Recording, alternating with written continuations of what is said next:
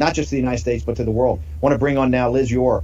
She's very famous, not just a writer whose writings have been way ahead of the curve, but she's also a former prosecutor and someone that knows about human trafficking. She's made this her life's calling.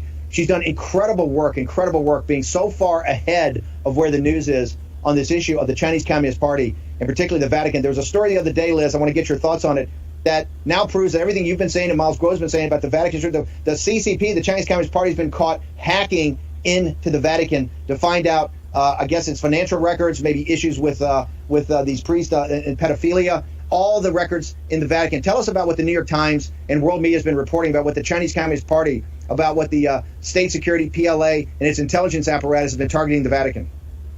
Sure, Steve. What the New York Times reported was that a U.S. cybersecurity firm uncovered that a big hacker group called the Red Delta, which is linked to the CCP, was hacking into the Vatican system as well as into Hong Kong, the Catholic Mission in Hong Kong. Yesterday, they released the underlying report of the behind this cybersecurity breach.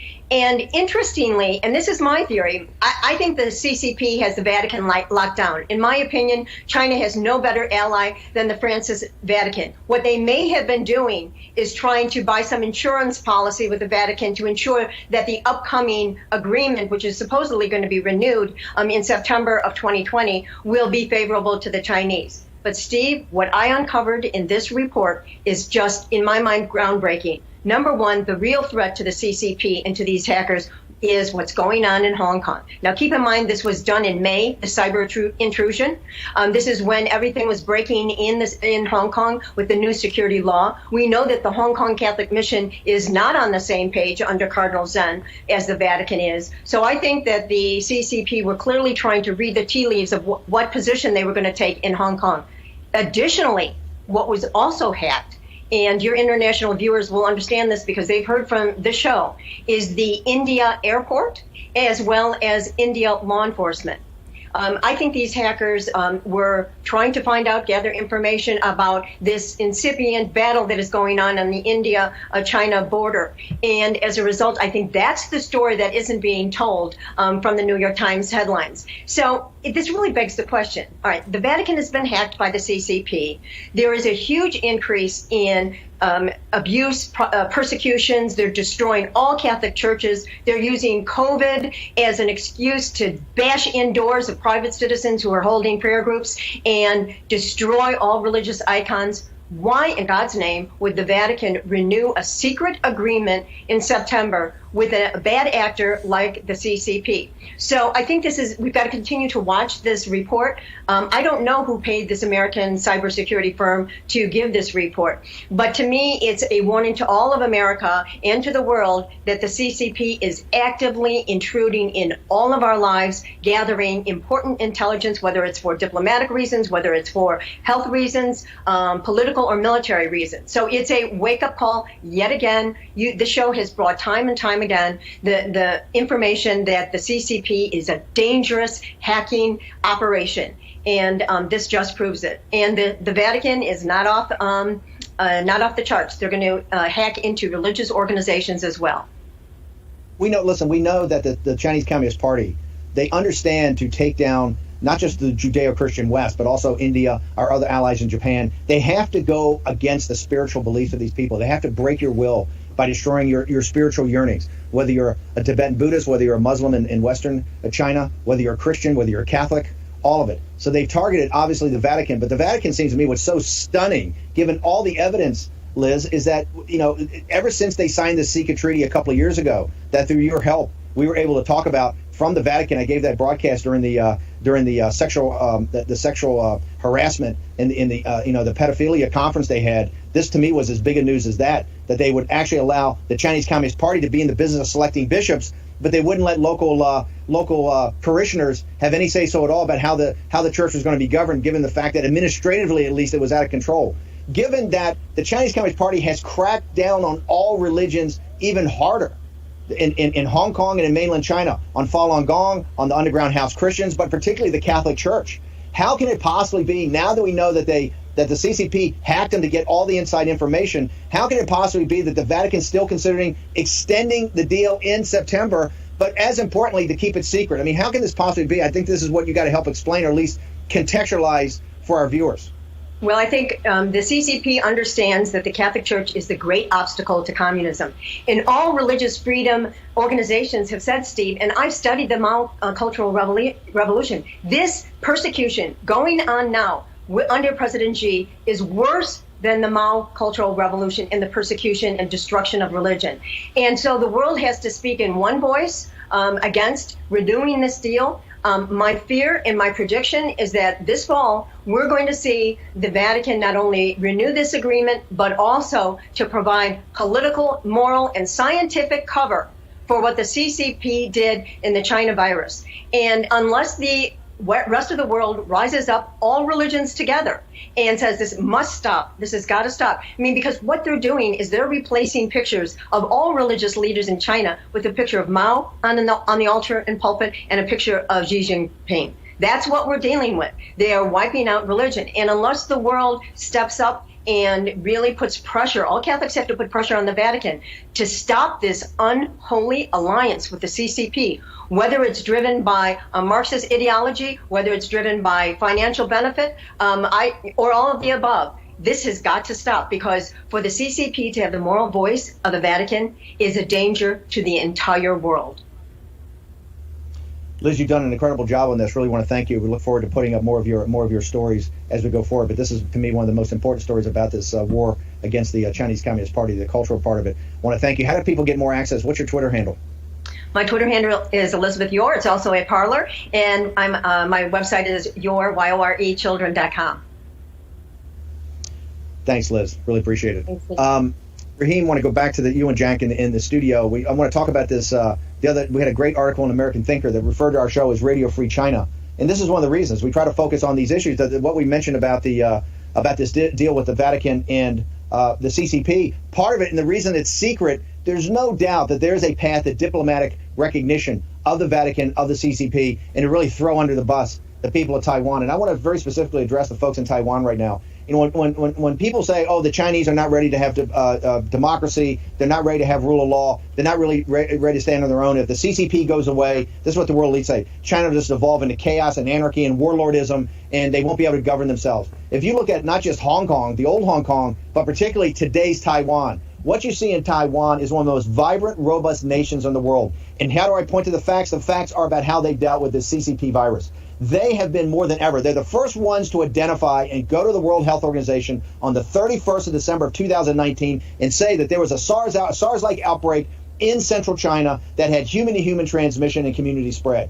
If people had listened, if the Taiwan, the Republic of China in Taiwan, the Free Chinese had standing at the WHO, all of this could have been avoided. Okay, this is because of the really the greatness of the people of Taiwan, the Free Chinese that have sat there and shown how they've handled this virus, how they've handled what they've done with stopping community spread and human-to-human transmission in Taiwan, the limited number of deaths they've had. They are a beacon to the world of what the Chinese people can do when they have democracy and they have rule of law, they have freedom of speech, freedom of assembly, and most importantly, freedom of religion. And I got to tell you, the guys in the Vatican, the people in the Vatican that think they're going to cut this deal and recognize an atheistic, materialistic group of devils, which the CCP is, and throw under the bus the people in Hong Kong, the people in Taiwan, but particularly condemn to all-time darkness the people of mainland China, they got another thing coming. We're going to fight this one tooth and nail.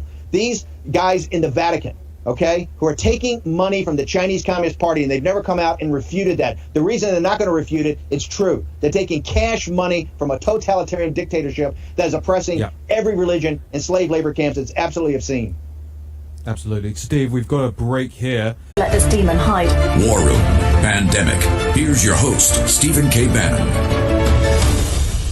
Well, 2020 has been a gut punch to American businesses, and if you're going to succeed, you need every possible advantage. That's why smart companies run on NetSuite by Oracle, the world's #1 cloud business system. As a sponsor of this show, get your free guide right now at netsuite.com/Bannon. You're back in the war room, or should I say Radio Free China. Jack Maxey, Raheem Kassam, and Stephen K. Bannon. Let's roll this clip for the audience, however, of Dianne Feinstein, and then we'll talk about Radio Free China versus the Democratic Party of America. Let's roll it. Well, there clearly is a difference between the East Coast and the West Coast. Where I live, we don't hold China, in the words of my predecessor speaking. We hold China as a potential trading partner, as a country that has pulled tens of millions of people out of poverty in a short period of time, and as a country growing into a respectable nation among other nations. And I deeply believe that. I've been to China a number of times. Steve? That's the voice of a useful idiot. You know, Dianne Feinstein's got to know, and I guess her husband's business relationships with the Chinese is so deep that she looks the other way in the Chinese Communist Party. This is not about China. It's not about the Chinese people. That's a misdirection play. Here, you're hearing the voice of the useful idiots and running dogs of the Chinese Communist Party. Okay, this is not about China being a trading partner. She should read the speech of Attorney General Barr. He said they're not here to trade; they're here to raid. And she should know that, being from California, what they've done in Silicon Valley. What she said is a disgrace. But Raheem, you said it's Democrats. That's not true. Dan Coates, the hapless director of national intelligence, a former Republican senator from Indiana, and a very nice gentleman. But let's be real. A half-wit, okay? A disaster at DNI in the Trump administration. One of the worst picks that President Trump made. He wrote an op-ed in the Washington Post that completely takes the side of the CCP in Beijing, right? He talks about, we can't get into a Cold War. Number one, we don't want it. Number two, we'd lose. He's absolutely incorrect. He has a complete misunderstanding of the Cold War. He says, we won against Russia militarily and diplomatically and culturally. No, it was economic and information warfare, brother Coach. You got to go back and learn something, okay? We won there because of Reagan's defense budget. We did the analysis so their economy was only half the size, that they were spending 50 cents on every dollar on defense. We broke them on the big defense buildup because of cash money. And then Star Wars. We broke the back of the economy of the Russians, and that's why the Soviet Union went away. So don't sit there and lecture us about a Cold War. This is not a Cold War. It's a hot war. It's a hot war on information and cyber. It's a hot war on economics. And hopefully, if we do our job and take down the CCP, which is all within our possibility to do in a relatively short time, we will avoid a kinetic war that will spread from the South China Sea to the borders of Chinese occupied Tibet, up there with the brave troops under Prime Minister Modi of India. And so you're starting to see this thing the other day. You're starting to see a concerted effort of the useful idiots, whether Dianne Feinstein, Senator Coates, you had the ambassador to the United States from China came up with an op-ed at the exact same time. They're all saying, can't we just all get along? No, we cannot get along. There's no getting along. The Chinese Communist Party has got to go. Okay, it's got to be brought down. It is a totalitarian dictatorship.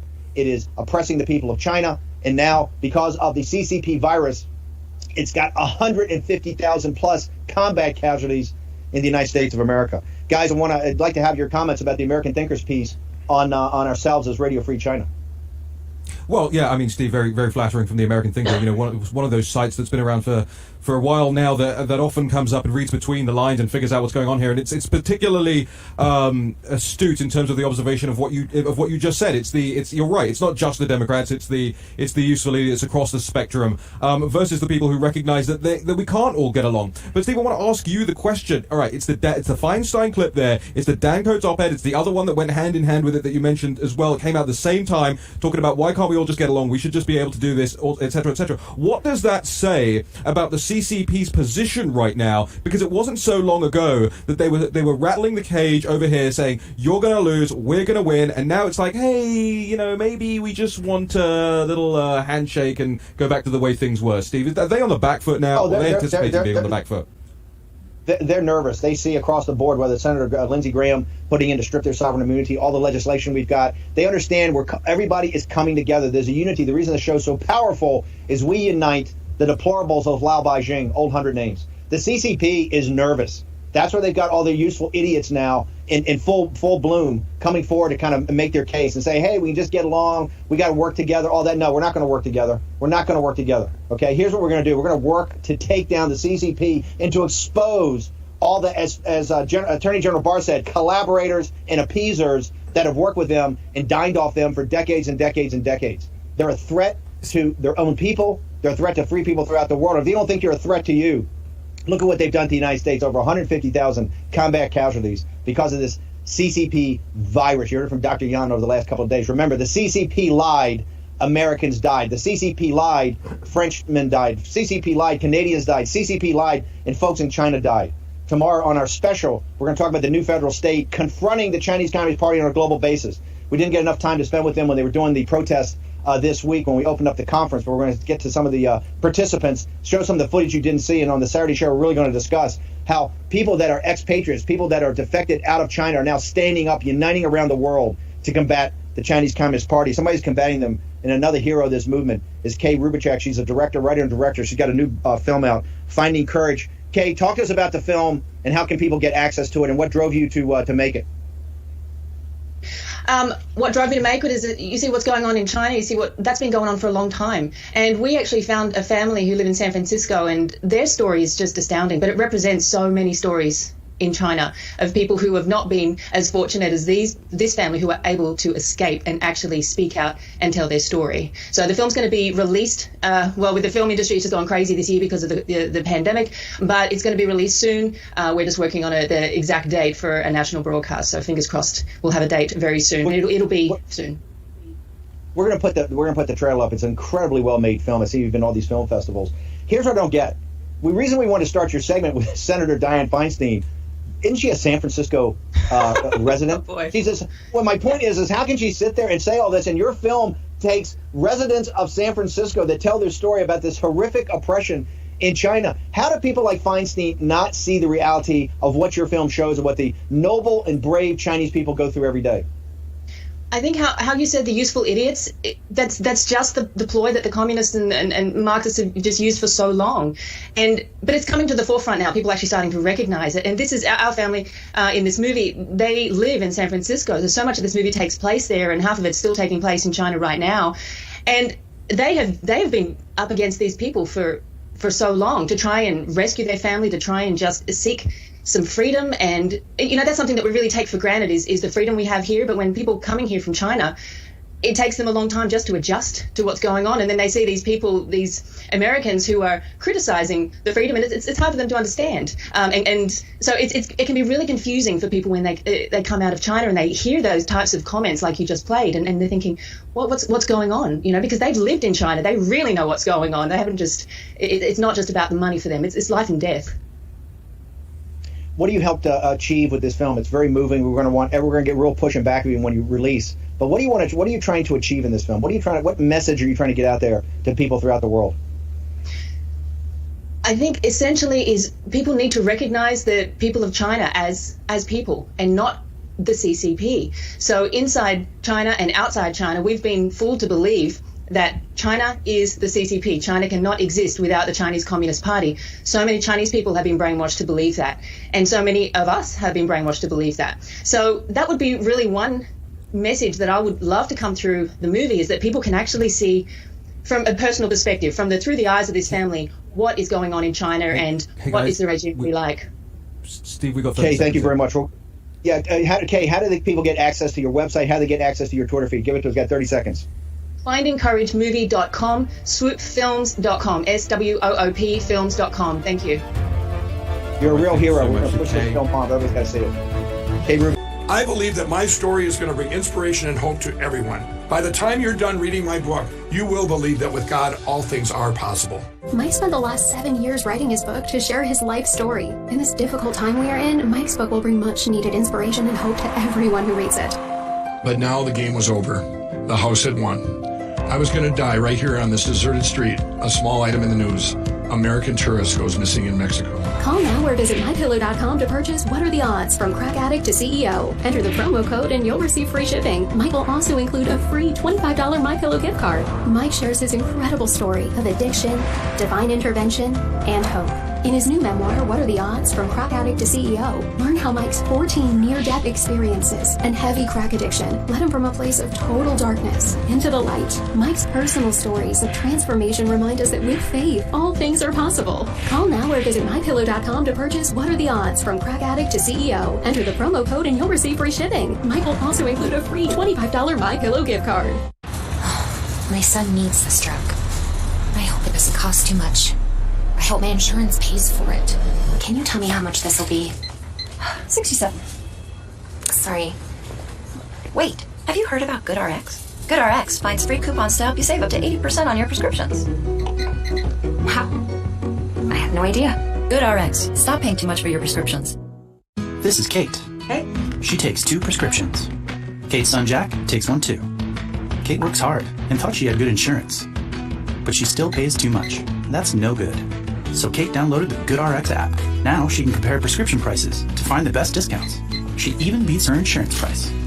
Good for you, Kate. Good for you. GoodRx. Stop paying too much for your prescriptions. Download the free app today.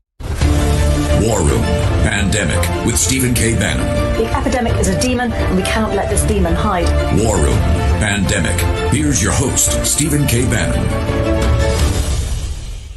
Well, in turbulent times, you're going to need every possible advantage, and one of those is NetSuite by Oracle, the world's #1 cloud business system and sponsor of this show, War Room Pandemic, otherwise known as Radio Free China. Smart companies run on NetSuite by Oracle. It gives you the visibility and control over your financials, your HR, your inventory, e-commerce, and more. So whether you're doing $1 million or hundreds of millions in sales, NetSuite lets you manage every penny with precision. So you can join over 20,000 companies who trust NetSuite to make it happen for them. They've surveyed hundreds of business leaders and assembled a playbook of the top strategies they're using as America reopens for business. So get your free guide, 7 actions businesses need to take now, and get your free product tour at netsuite.com/Bannon. That's netsuite.com/Bannon. Welcome back, Jack Maxey, Raheem Kassam. Over to Steve Bannon.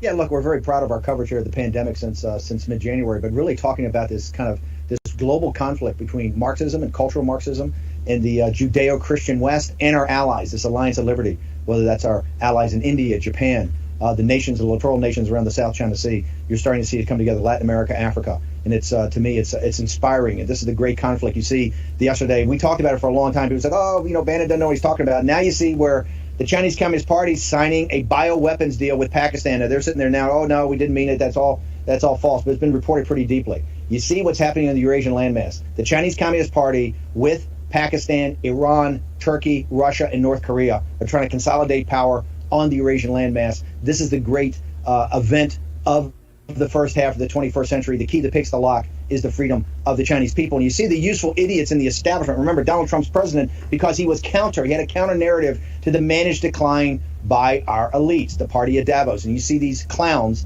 the useful idiots and running dogs of the Chinese Communist Party, Senator Feinstein, Dan Coates, agreeing with the ambassador of China, his happy talk in the Washington Post. Okay, they're going to now put up a screen. Oh, we all just get along. No, the answer is that cannot happen, and it will not happen. There are too many people who are really woke to what the issue is, and the issue is the Chinese Communist Party and the unfinished work of the 20th century, and that is destroying root and branch communism, whether it's the cultural Marxism that's infecting this Antifa and BLM movement, or the hardcore version of it that's in China by General Secretary Xi and his henchmen. I want to turn now to, by the way, I think it's very symbolic, and I really appreciate Kay Rubichek being on here. That's one of those young voices, a scrappy independent filmmaker that's standing up to the apparatus and telling the story to a family in San Francisco at the same time that Dianne Feinstein is out there, being a running dog for the Chinese Communist Party. She knows exactly what's going on, and she's trying to confuse it. Remember, it's about the precise language, just like in hydroxychloroquine. We started with the Yale professor Rich. It's about precision. It's about data. It's about evidence, just like in the Chinese Communist Party. Now I want to bring on someone who's been a true hero and a guy I've worked with for a long time, Mort Klein, the Zionist Organization of America, one of the great heroes, pro-Israel, and I got to tell you, a guy that takes heat and incoming all the time. But what was most surprising, what's happened over the last couple of weeks, Mort, I want to get to both sides of this story. Number one, you took tremendous heat from other Jewish leaders of some of these Jewish organizations and some of these organizations about Israel, about what you talked about, the cultural Marxism part of the BLM movement, not talking about racism, but the cultural Marxism part, and the anti-Semitism that's incumbent in that, and inherent in that, and then your outreach to Ice Cube and to really start a dialogue that people can kind of come together and to work these issues out. So let's go to the first part. What did you actually say about BLM that had so many of these Jewish leaders, I think it's called the Club of Presidents, people really turned on you, and they turned on you more pretty viciously? Well, really remarkable. I simply looked at the platform of Black Lives Matter, not about their push for equal rights. We all support that, of course. But their platform is viciously anti-American and anti-Semitic. They want America to not only end all the police forces, they want America to destroy their military, to end capitalism. They want reparations to Libya and Iraq, can you believe it? They want to end the global war on terrorism. They want kids to choose their own gender and end the nuclear family. And when it comes to respect to Israel, I wrote that they support not only cutting all aid to Israel, but they call Israel a state that's committing genocide against the Arabs, which is ridiculous. There were 200,000 Arabs in Israel in 1948. Today, there are 2 million Arabs in Israel. It's reverse genocide. Whoever's in charge of the genocide program should be fired. They call Israel an apartheid state, even though 15% of the parliament in Israel are Arabs, and they support boycotting Israel.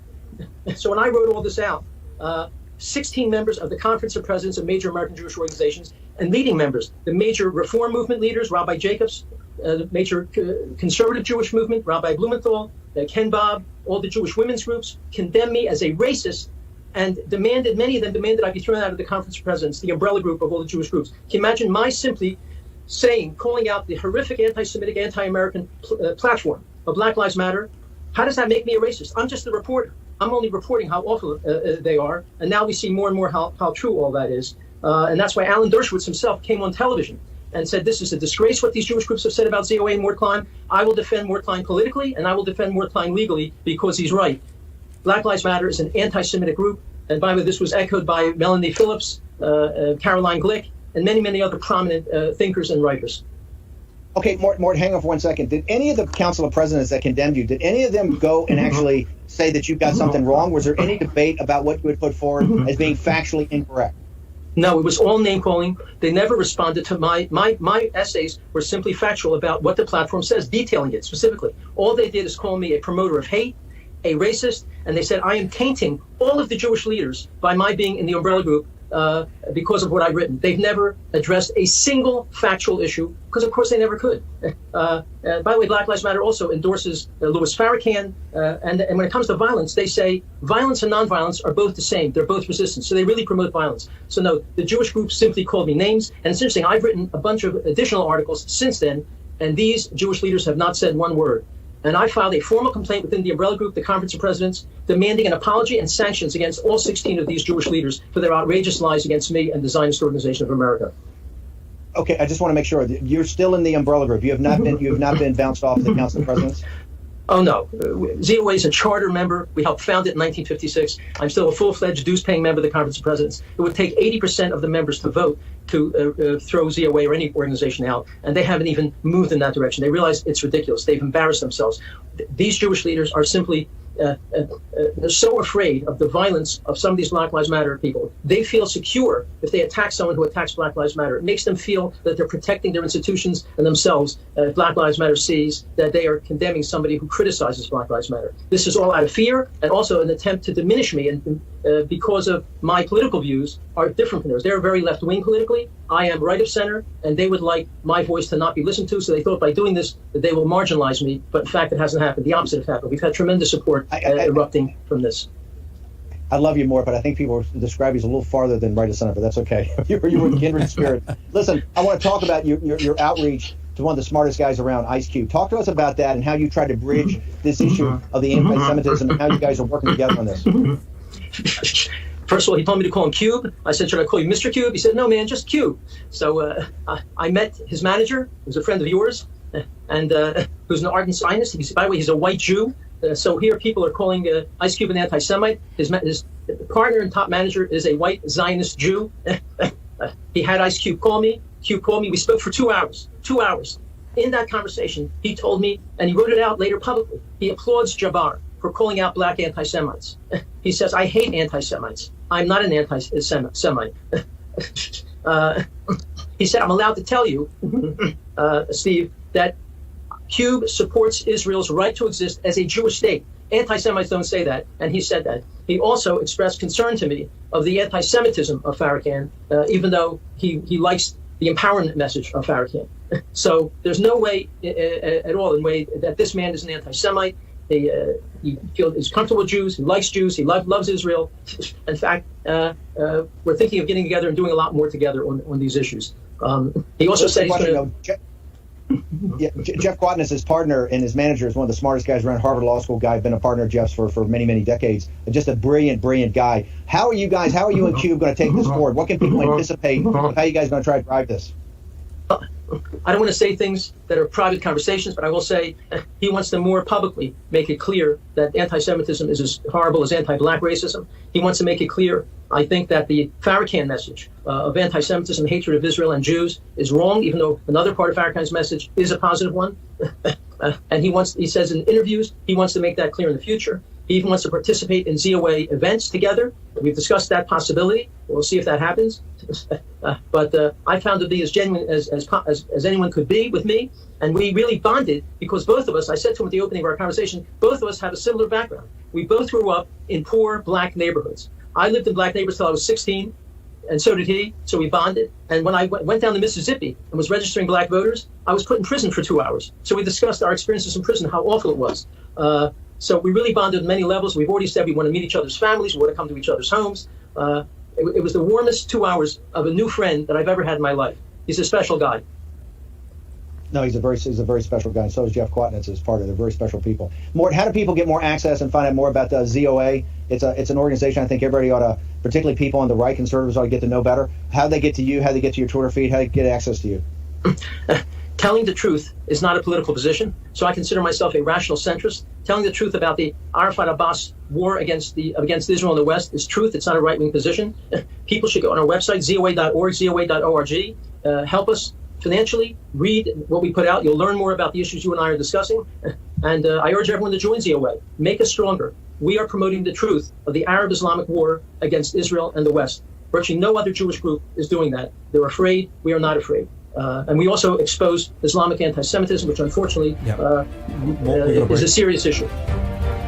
Mort, thanks. Steve. Thank you so much. Klein, thank you so much for joining us here this morning on War Room Pandemic on a dark Capitol Hill. Stormy weekend ahead. Producer Vish. Up on Capitol Hill, negotiating $4 trillion of relief. Also, we're hitting the bazooka we've hit on the Federal Reserve, $3, $4, $5, $6 trillion. We have no earthly idea where the balance sheet of the Fed's going to be. We have no earthly idea where the dollar's going to be.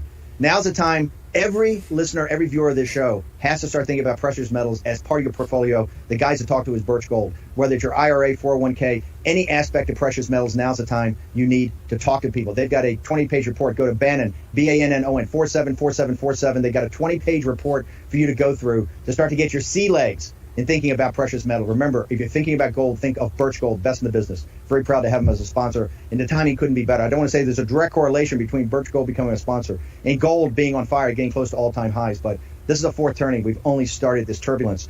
I want to go now. We got Dr. Yan Luda. We got some great patriots that have left China to confront the CCP. But this is a global conflict, and it affects the American people. People go banner all the time. Why are you so focused on China? Because it is the Chinese Communist Party that is the business partner of the Party of Davos. This whole effort of the managed decline of the Western elites is because they have a business partner. And that business partner, they use the slave labor of the Chinese people. I think what is most moving in today's broadcast, of all the great guests we've had on, Congressman Gates, David Rifkin, Jack Maxey, is that voice of Lao Beijing that put up on a live stream or was in hashtag War and Pandemic, the most powerful audience in the world, because it combines the deplorables with old hundred names to form a unified front against this totalitarian dictatorship. Jack, what did they say earlier? Read that quote. That quote is so powerful that an audience member can pick it up in our first segment when we were talking to David Rifkin. Well, it was a caution. It said, don't you understand that backing down to Antifa is the same as backing down to the CCP? They both share the same objectives, the destruction of your country.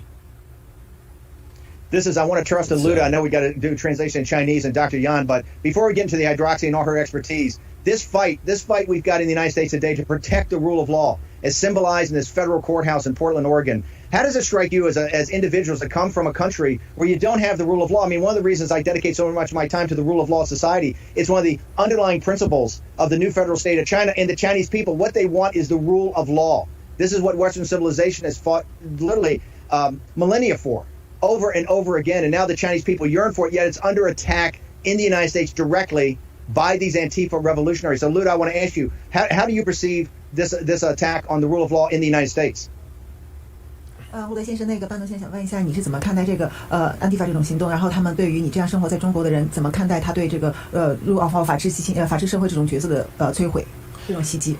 这个就安提法这种行动是典型的是中共的幕后操纵给予资金，然后包括这种行为是中共一贯几十年以来一直都是用这种方式当时摧毁了中国大地。这个Rule of Law 就法治基金当时在整个在推特还有包括这个 YouTube 有一批中共的水军还包括这个中共养的在海外的一些大外宣的自媒体，不断的抹黑造谣甚至混淆视听So for years in China, this kind of anti-fa activity actually is like what happened to in mainland China, CCP and their power behind it to manipulate, to influence people, and also for to destroy anything as they have done before in China, and also for the Rule of Law Foundation, there are a lot of attack online from like Twitter or YouTube, those kind of media. They are manipulated by the CCP and their power. They are doing their propaganda to ruin the rule of law and to make people get influenced by them.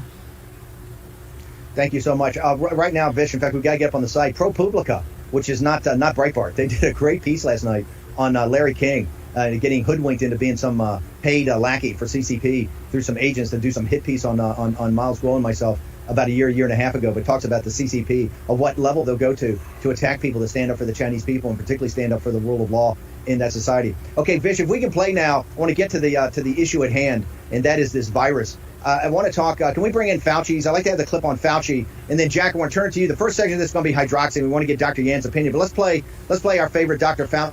I think it's an interview he's got with Mark Lamont Hill. Let's play it. But they're making a bigger point, whether you agree or not, is the question, which is they're saying, look, there's reason to believe hydroxychloroquine works, that big pharma is getting in the way, and that we are ignoring something that can help save people now. What do you say to that claim? To that claim, Mark, you say what you should say, that multiple trials that were well conducted have shown that hydroxychloroquine is not effective in coronavirus disease. And all you need to do is look at the evidence. So what you're trying to say is, there's all this evidence. Don't look at it. Listen to what I say. No, when evidence comes up, if it does, and Mark, it might, if evidence comes up in a trial that under certain circumstances, maybe early disease, I don't know, in certain circumstances, if evidence comes up in a well-controlled, placebo-controlled trial that any drug, including hydroxychloroquine, works, I would be the first one to admit it. Yeah, I mean, Steve, this is just a guy who's talking off the cuff. Go ahead, Simon. Okay, but Jack, I want you to go through and refute that. He said if there's anything, talk about what we had on this past week with these doctors out of the Ford Medical Facility, Dr. O'Neill, the doctors from Yale and Johns Hopkins. Talk about what's the evidentiary basis for that hydroxy in certain situations is good. Walk through it.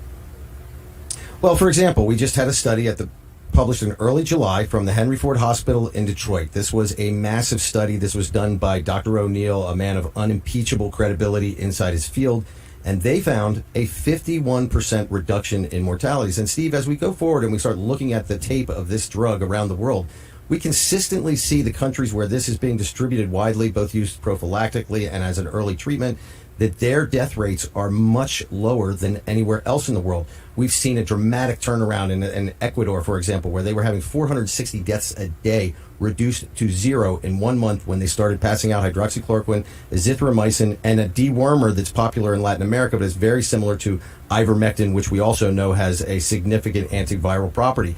This, I believe, is unquestionable, and I think that you're looking at Fauci now trying to create caveats for when the truth catches up with him. Well, if it is proven, if this is the case, we know for a fact that there is a lot of pressure behind the scenes with the FDA, and unfortunately, we still have not heard a definitive answer to the multiple requests from doctors around the country seeking a lift on this FDA exclusion, keeping the drug out of the hands of doctors around the country. We've got 42 different governors who are opposed to this. This is an unprecedented example of politicians stepping into the breach between a doctor and their patient. We have had it pounded into us for over 50 years that doctor-patient relationship is something that is equivalent to that between a priest and a supplicant, and that there should be no interference in this. And I find it to be absolutely almost something that I can't even conceive, this anger about this drug that is otherwise fairly benign. But in this case, let's potentially save thousands of lives. As Dr. Rich said, let's bring in Dr. Yan and get her thoughts on about China, about its use there, and how effective it's been. Well, Dr. Yan, you and I spoke the other day, for example, on an anecdotal basis. This is not going to meet Fauci's double-blind test, but you had a rationale for why it seems to be that none of the CCP leadership seems to have gotten sick with the COVID-19, whereas we've just lost Herman Cain. Do you have any insight as to why that may be? Actually, hydroxychloroquine, of course, is not a magic drug. There is no magic drug in the world. But in such urgent situation, when we face to the global public health crisis, we should consider the situation and try to find a comparable, useful, and effective drug to save people's life. And as I said before, there are no CCP high-level officers, and including our chairman, our vice chairman, all these people, they don't get infected. And also, as our intelligence shows, in the military hospital and in some big hospitals, the doctors also take this drug. That's why they can get protected. And also from my medical experience, and I can tell you, as Dr. Stella has shown that these people show their urine test to the public, show they haven't taken any hydroxychloroquine. This is a drug at this moment can save thousands of lives. Why there are such big obstacle to stop using it? Okay, let me talk back about the mechanism of HCQ. I'm sure Dr. Fauci, he is a medical doctor. He has known that since back to 2005, this drug has been used to show as effective for anti-SARS. Then we talk about the enhanced version of SARS-CoV-2 as SARS, big SARS version. Why you cannot use it to prevent it? And also anti-malaria treatment and also prevention has shown that HCQ is a long-term use safe drug, even for pregnant lady and children for long-term use. Just consider the safe dose. Of course, Dr. Fauci has talked about the evidence. Let's talk about scientific evidence from the mechanism to anti-cytokine storm and also prevention to how these drugs can be applied as a safe drug for long-term use. And if you come back to check the clinical data have been shown to pro HCQ or against HCQ, as a doctor, as a scientist, it's not difficult for people to realize which side has better scientific quality. Definitely, those papers come from some non-professional people's company with thousands of clinical data are totally fake. And let's talk about scientific evidence. Let's face to this problem to save people's life, to take HCQ carefully in a very important role. And I can tell you for myself, I take it as prevention every day now. And I can tell you as myself, I've been doing that since February too. So have my 85-year-old parents, who my mother now says she's never going to stop taking it because her rheumatoid arthritis has been cured. But this is something that is just unbelievable to me, and we've seen this around the world, this idea that this has problems with the heart, that it causes toxicity. But the World Health Organization, we've covered this before, did a study in 2017 that looked at almost 5 million courses of this dosage in Africa and could find almost no mortality. All drug has side effect. All drug has side effect. You cannot find the drug without side effect. Even water has side effect. Okay, listen, guys, we are going to break here in just a minute, but she's absolutely right. I can guarantee you more people die from liver problems from Tylenol every year in America than from hydroxychloroquine, and you can buy that at... Do you have any idea how your mattress affects your body and how well you sleep? Is it too hard or too soft, causing you to wake up with sore shoulders, back, or hips? Are you uncomfortable because you're too hot or too cold? Now you can get the total body support you need and the better sleep you want with the new MyPillow mattress topper. Hello, I'm Mike Lindell. When I invented my new MyPillow mattress topper, I made it to have everything you'd ever want in a topper. My mattress topper. Hello, I'm Mike Lindell, inventor of MyPillow.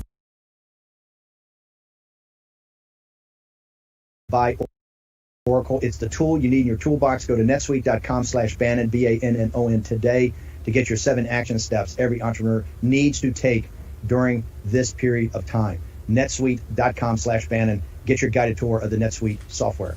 Jack, one thing I want to get Dr. Yan here, and we want to talk more about the virus and her thoughts on the virus, how she got out, everything related to that. But since this hydroxy has become such a massive global issue, and it's a firefight every day, and you have Dr. Fauci, and once again, remember, we continue to say about Dr. Fauci, he's a part of the president's team. We think there ought to be he ought to be in the Oval every day briefing the president, and the president ought to be, directing him to do certain things. Dr. Fauci, once again, I think is either moving the goalposts or comes back with these kind of generalizations that are not backed up by data, by science, and by evidence. He's kind of, when he talks, it's not evidence-based. So I want to go back to something that, Dr. Yan has been telling us, and other people, other whistleblowers and people coming out of China. Dr. Yan, and I realize it is anecdotal, but in your belief, tell us what is going on with senior cadre members that we know that you had connections to the CDC in Beijing, senior cadre members in the Chinese Communist Party, and why this thing has not spread to senior cadre members. Is it because they're using hydroxy?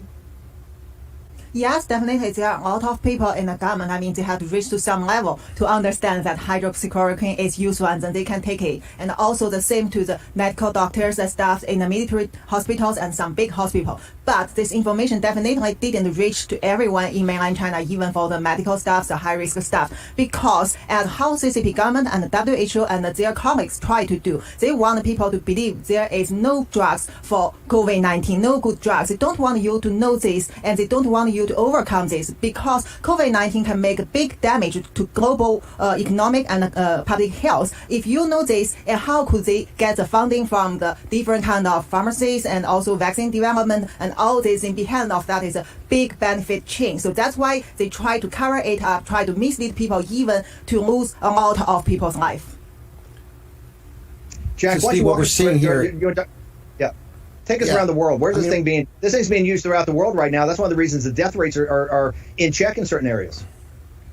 Yeah, Dr. Yan, can you give us some example through your professional experience? I mean, you're now a freedom fighter here in America, but just 3 weeks ago, you were in the heart of this fight against COVID-19 at one of the best hospitals in the world.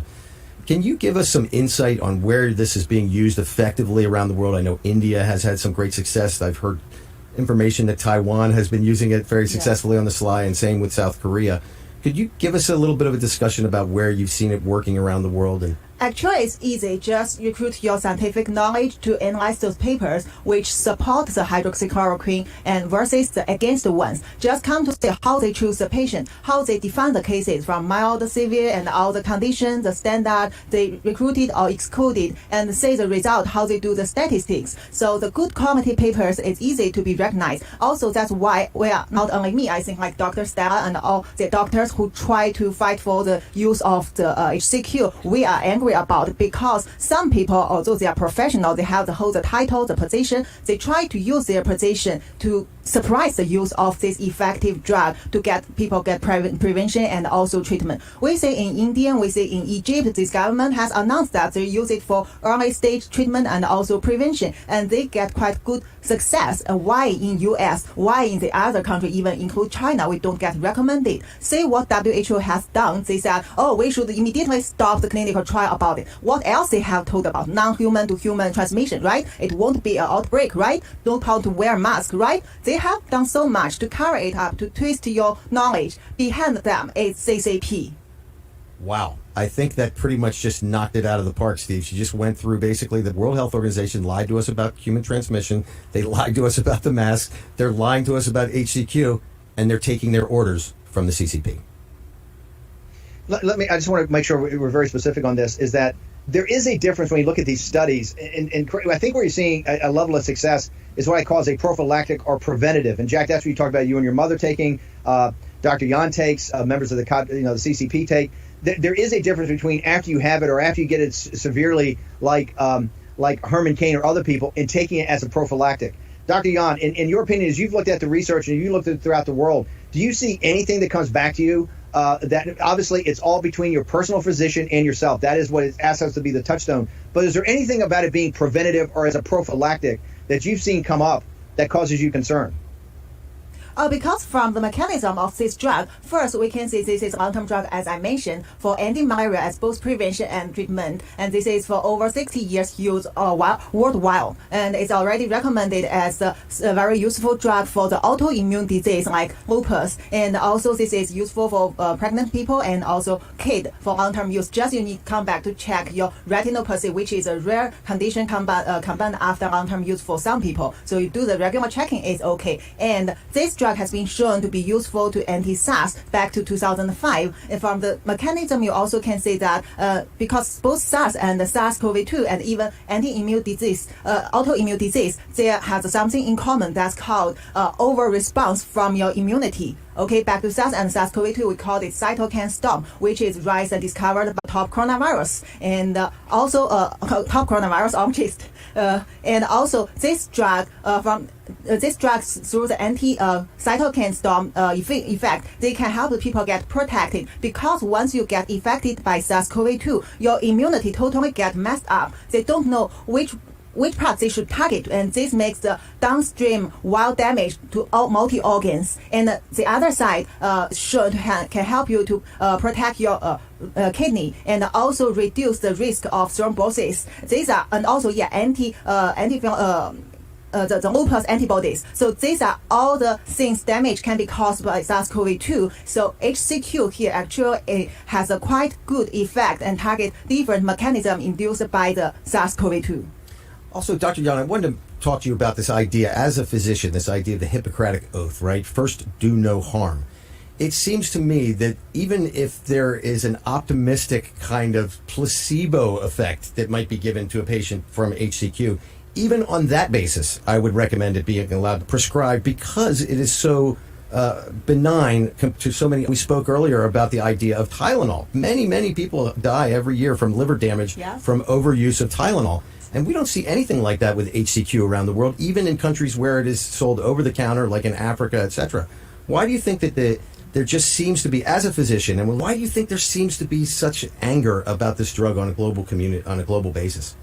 I think you really need to ask them why do they try their best to stop the use of this drug. I mean, any drug has side effect. If you drink too much water, you will get problem, right? And in this such crazy situation as I mentioned, this drug now I can say even it's the best drug at this moment for both prevention and treatment. Since we still don't have the vaccine, since we still don't have the universal magic drug against SARS-CoV-2, why cannot we use it? Yes, it can cause some side effect. So we actually recommend people who have the cardiac problem to get the instruction from their doctors. But before that, you have to understand, you have to recommend this drug to even doctors, let them understand how useful it is. Then they can use it to treat their patient and give them protection. So the side effect is not the reason you should stop this drug at this moment. And if you want to take long term to do the double-blind trial, I also recommend Dr. Fucci to be the control group for placebo. There you go. You're saying this too. Look at the vaccines that they have, right? You've got Moderna's going to do 30,000 people, but you know what their blind study on whether or not it protects you against COVID-19 is? Chance. We're hoping that one of those 30,000 people might get exposed and might prove that the vaccine works. This is really incredible. We've got Gottlieb sitting on the board of directors of Pfizer while slamming HCQ. Pfizer is betting the farm on being the vaccine of choice for 7 billion people come Christmas. So all of this has to be paid attention to. This is a cheap drug, a positive influence for the world, and it seems that Big Pharma is against it. Back in a minute.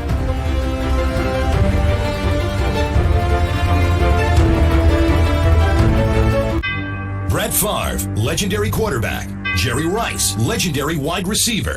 You ready for your weekly meeting? Yeah, we're ready. Let's do this. Let's stack the deck. When legends play, they wear Copperfit Advanced Back Pro. Copperfit's best-selling compression back support just got better with new double-band adjustable supports for customizable compression when you need it most. Since I put this on, I feel so much better. The core is the most important thing. To know that I'm stabilized here. Whatever I'm doing, I can give it 100%. 4 built-in stabilizing supports designed to improve posture and help reduce lower back stress and strain. You have back pain, and it's affecting your everyday life.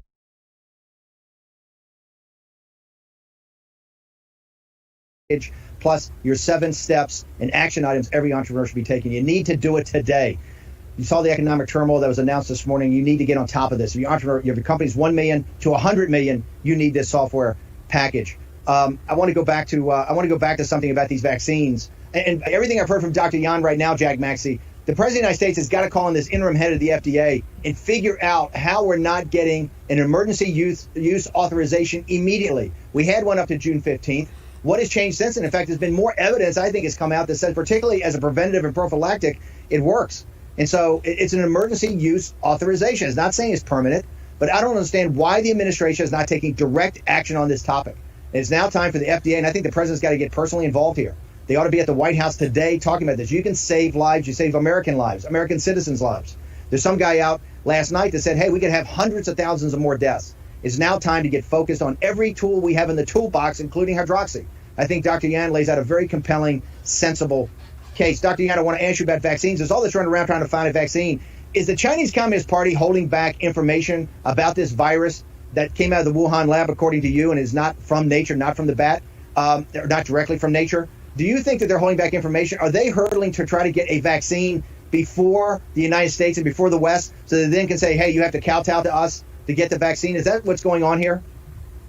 First, let me tell you that they hold on those information, real information, like the origins of the virus, the SARS-CoV-2, and also how it really behaves as. It's not because they really can't get the vaccine. It's just because they don't want the world to know how this virus actually is, and they want to postpone the response from the real scientific world or the people who really want to study the vaccine or the drugs to anti-COVID-19. That's their idea. But although they withhold this kind of information, I don't believe they can have the vaccine developed. And yeah, of course, they try to use this virus to let the whole world kowtow to them, but they are not capable to develop such vaccine because first that CCP government never had developed any useful vaccine to the world. They try to get techniques and get outcomes from the other countries, especially like US, and then go back just copy paste to do something. What we have now, we have their patent as toxic vaccine, which induce a lot of problem to our Chinese citizens, and then again they cover it up. So please don't trust they can get vaccine. That's also why back to the HCQ now, we have to use it as emergency things before we really have the good universal vaccine against the COVID-19.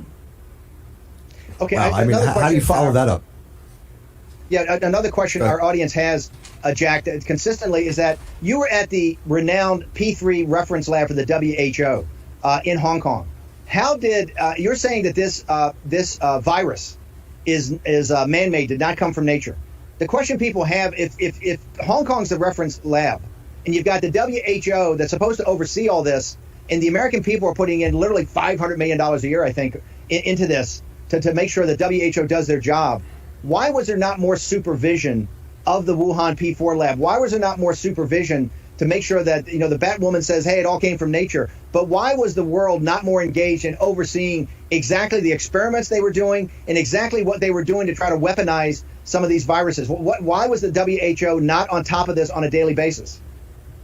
Yeah, so first you should understand that everyone should understand the people who can supervise this actually just based on small group of top experts like Prof. Malik Perez, like the Prof. Leopold, as I mentioned, working in my WHO lab. So these people, if they are scared, as I mentioned from the early beginning of the COVID-19, they are scared of CCP government. Also, they don't want to cross the red line. And also, when they know they don't cross the red line and they help CCP government, they can have huge benefit behind that, like become famous, become top, and other things. I can say why they didn't do anything to do it. And as I know, this kind of corruption already happened for a long time, even back to the like 10 years ago or something, like former General Secretary Margaret Chan stayed in WHO. That lady came from Hong Kong, and she came back to our University of Hong Kong, tell us in the public speech that she appreciate of CCP government and appreciate of Prof. Malik Perez to put her to that good position. I want to go back to one thing that a lot of our audience members have asked, and I've heard around DC, is go back. When did it come? When was it evident to you that this did not come from nature, that something was wrong here, and it actually came from, it was actually man-made? What in your interaction with Beijing CDC and other authorities, not in the Hong Kong lab, but authorities in mainland China, when did it become evident to you, and what evidence do you base that upon, that this did not come from a bat in a cave, did not come from the wet market, but there was something that actually came out of Wuhan, came out of the lab, and was something that was man-made? Walk us through that again. Okay, first, this is actually is man-modified based on the nature bad coronavirus discovered by PLA, not totally man-made from the early beginning. So these things I got understand since 2020 January 16th, when I do the second secret investigation assigned by Supervisor Prof. Leopold, WHO consultant, to see what really happened in Wuhan now. And when I harvest all the intelligence and information I got and analyzed and report to him, he has showed he showed no response, and WHO showed no response about this severe human-to-human transmission, about the terrible things happened in Wuhan. So I know they are not trustful. And also back to the information about the genome sequence of this SARS-CoV-2, I also had discussed with my husband, who's also WHO coronavirus expert, and he and me both agree with that this virus actually, you just search into the NIH gene bank database, you can see the close origin of this SARS-CoV-2 is the PLA's Zhoushan-bat coronavirus. And this is a very solid evidence, especially when you try to analyze it, compare the important segment and the protein between this virus. And this as like fingerprint can show the solid evidence this is from some modified lab process and then become SARS-CoV-2. And when I got this information, of course, at that time, I cannot trust CCP government. I cannot trust the Hong Kong government. I cannot trust this WHO and also my supervisor. That's why I turn to Mr. Luder, and I trust that is the only one trustful media at that time can help me to deliver this message to the world, to give the pressure back to CCP government, back to the WHO, and to help get overseas real expert access to the Wuhan to do the on-site investigation. So that's how it can happen. Dr. Yan, I want to ask you a quick question. When you said when you first went to your supervisor, the very first time when you began to have some questions, what was the response? They said you want to be careful, you don't want to be disappeared, and you heard that 2 more times before you actually decided to flee. Am I right? Yeah, the very early time is the first time from 31 December 2019 to 3rd January. For those days, I keep contact with my friend and with those people who work really on these things on the first line. And also, not only this, I have the evidence that when I turn back to Prof. Liu Peng, he also get direct contact to those people who had the first-hand information. And that's why since 3rd January, he asked me to suspend this kind of investigation, because he said he directly contact and get more information from China CDC, those people. And also, he said he need to protect these people because this is something already we call red line now, and he cannot let me know what really happened. And also at that time is the day Dr. Li Wenliang and the other people get punished. That's why there is an interval between 3rd January to my second assignment until 16 January. Oh, because they punished the doctors in Wuhan. Yeah, and then Prof. Liu Peng can directly get access to the first-hand information. So that's also why until mid-January, still no response and still the lies about the no human-to-human transmission stated by China government and WHO, I feel they still, I cannot wait longer to let people know this information. Jack, Steve, here's the key point. No, Jack, hang on. From late December, when Taiwan CDC informed the WHO there was human-to-human transmission, what Dr. Yan's saying, her coordinating with Beijing CDC to understand there was community spread and human-to-human transmission. In addition, by mid-January, to know that this was man-modified. We know from England, from Southampton University, if the Chinese Communist Party had just been truthful, if they had just been truthful and the WHO had done their job, 95% of the deaths and the economic destruction could all been avoided. In those 2 or 3 weeks, reasonable people, honest people knew the truth, and this was suppressed. It was suppressed by the World Health Organization, and it was suppressed by the Chinese Communist Party. That's the chain of title of their decisions. And that's why we need the 72 hours. And the President of the United States has got to step up here. He's got to demand now that we see this. Look at what happened today in the American economy. Look at 1,000 people a day still dying here. This is a complete outrage. We now know from Dr. Yan that the Beijing CDC knew about this. They knew about community spread. They knew about human-to-human transmission. And they knew that this is man-modified. That was all known to everybody in the first couple of weeks of January of this year. Over 6 months ago, all of this could have been avoided. The problem is right there. We have to demand that full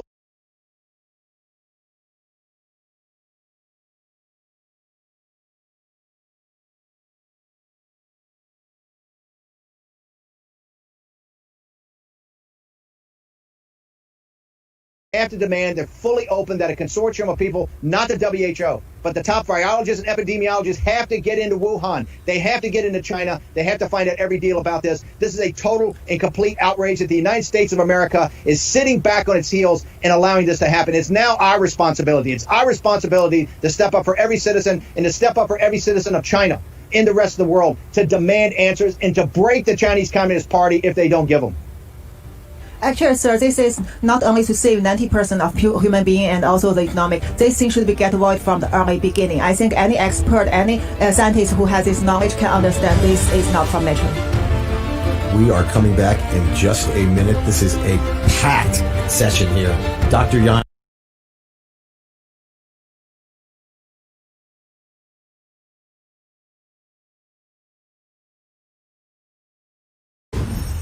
This was another busy news week, and 3 major events that occurred demonstrate just how radical and how dangerous the Democrat Party has become.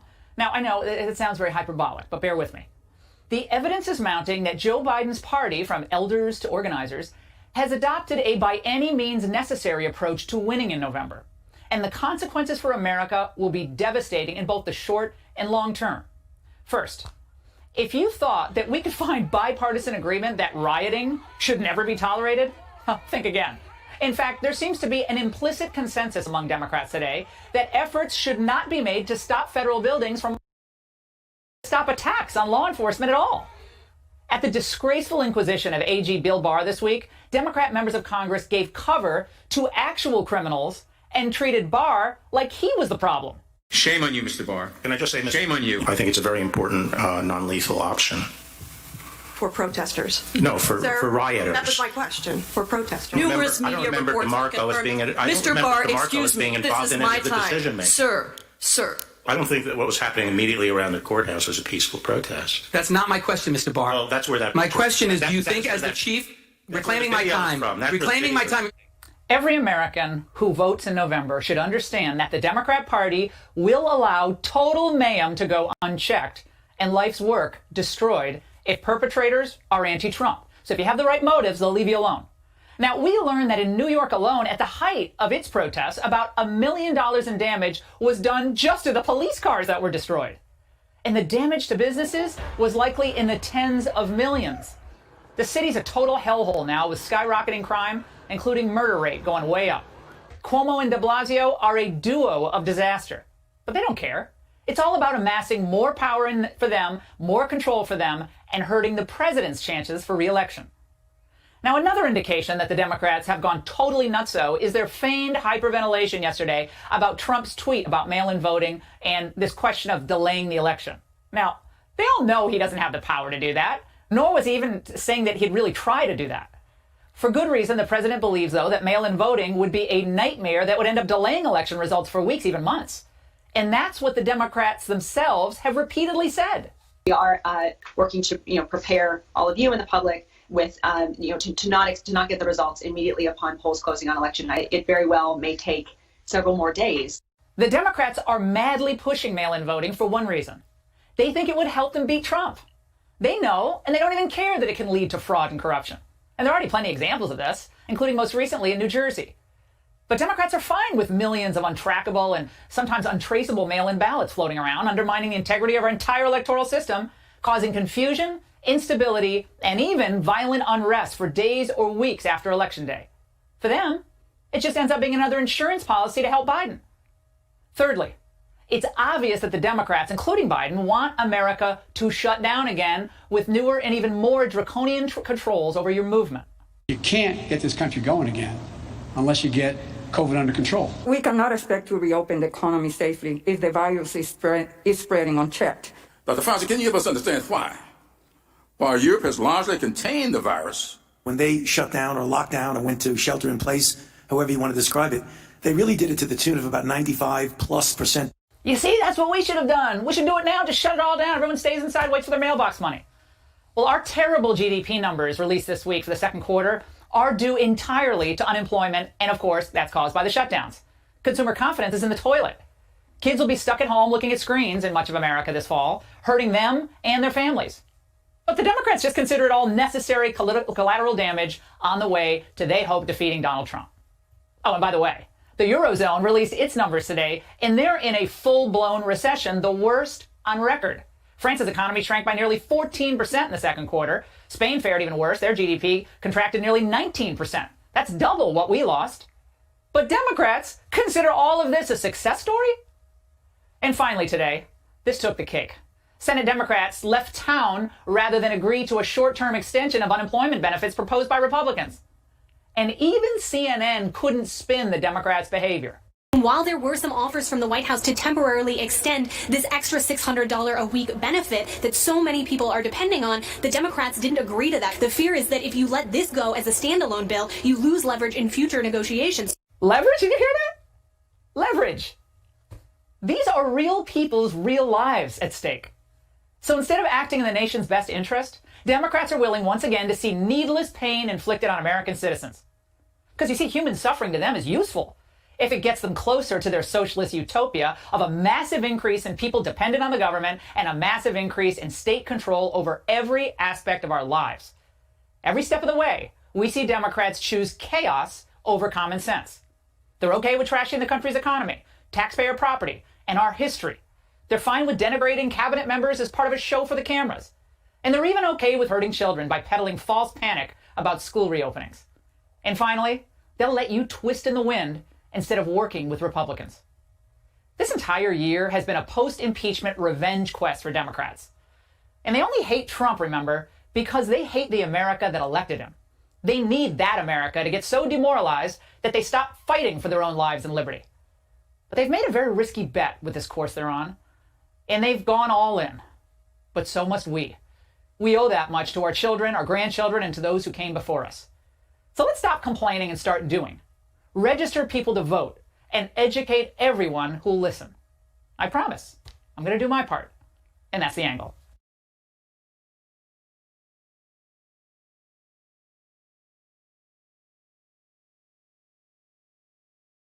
People are confused with the ruling, and I think the concern that some families had in the very beginning that this day was going to come where they were going to have to relive another trial, and they shouldn't have to relive a trial.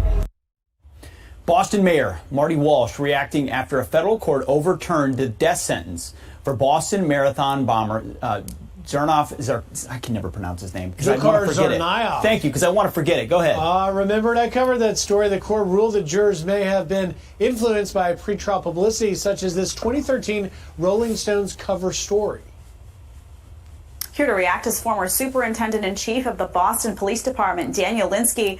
Daniel, welcome to the show. A lot of people obviously outraged by this ruling. Explain to us how this happened and what happens next. Well, our system of justice is set up in such a way that death penalty cases are drawn out for years and years and expose the victims and their families to numerous appeals and numerous chances for the terrorist to have his day over and over again in court, and the victims not to have finality with this. And our system and the terrorists continue to re-victimize the families and the victims of this horrific, tragic event and attack. Daniel, is there any city in America where he could have gotten a quote-unquote fair trial, meaning people hadn't seen information about it? I mean, this was international headline news for weeks. What's the justification? Yeah, let's be clear. This was followed live around the globe on Twitter. It's the first terrorist attack that people were watching in every second, every minute as it played out across the globe. I don't think there's anywhere in America, I don't think there's anywhere in the globe that you could find a jury who didn't see what happened and know the facts and circumstances. This isn't a whoddunit. He admitted it. Yes. This is a what did he do and why did he do it? Well, I'll tell you what he did. He placed a device behind the legs of an 8-year-old child. That's clear. We see that on videotape. He could have picked anyone. He could have picked my cop. He could have picked anyone in that street. He picked a kid. He not only had to arm the device, he then had to detonate it. That's after his brother detonated his device. So this theory that his brother made him do it, he armed his device and then hit the detonator as he walked away. He could have pretended that his device didn't work and went away from there. He then has no remorse. He joins his brother on a murderous spree where they murder an MIT police officer. By the way, the gun that was used to murder him for the person who was allegedly, bullied by his brother, he obtained it. He obtained that gun to protect his drug trafficking at his college university to rob other drug dealers. Then he leads... Dan, I think even your dog is upset about this. Real quick, in the moment we have left, what message does this send to all of the men and women of the force and authorities that captured captured him and killed his brother? The message it sends is we have to stand with our victims through another trialing time, as they're going to have to endure the process going forward to bring this individual to the justice that he needs. That's the message we need to have as the men and women of the Boston Police Department, our community, is to stand again with the victims who have been so strong and showed so much class as they are once again met with a challenge put on by the terrorists and unfortunately our justice system the way it stands today. Daniel Linsky, former Superintendent-in-Chief of the Boston Police Department. Again, kudos to your men in the FBI. That happened on a Monday. By Friday, they had their man. It's a tough decision. Thanks, Dan. Thank you, sir.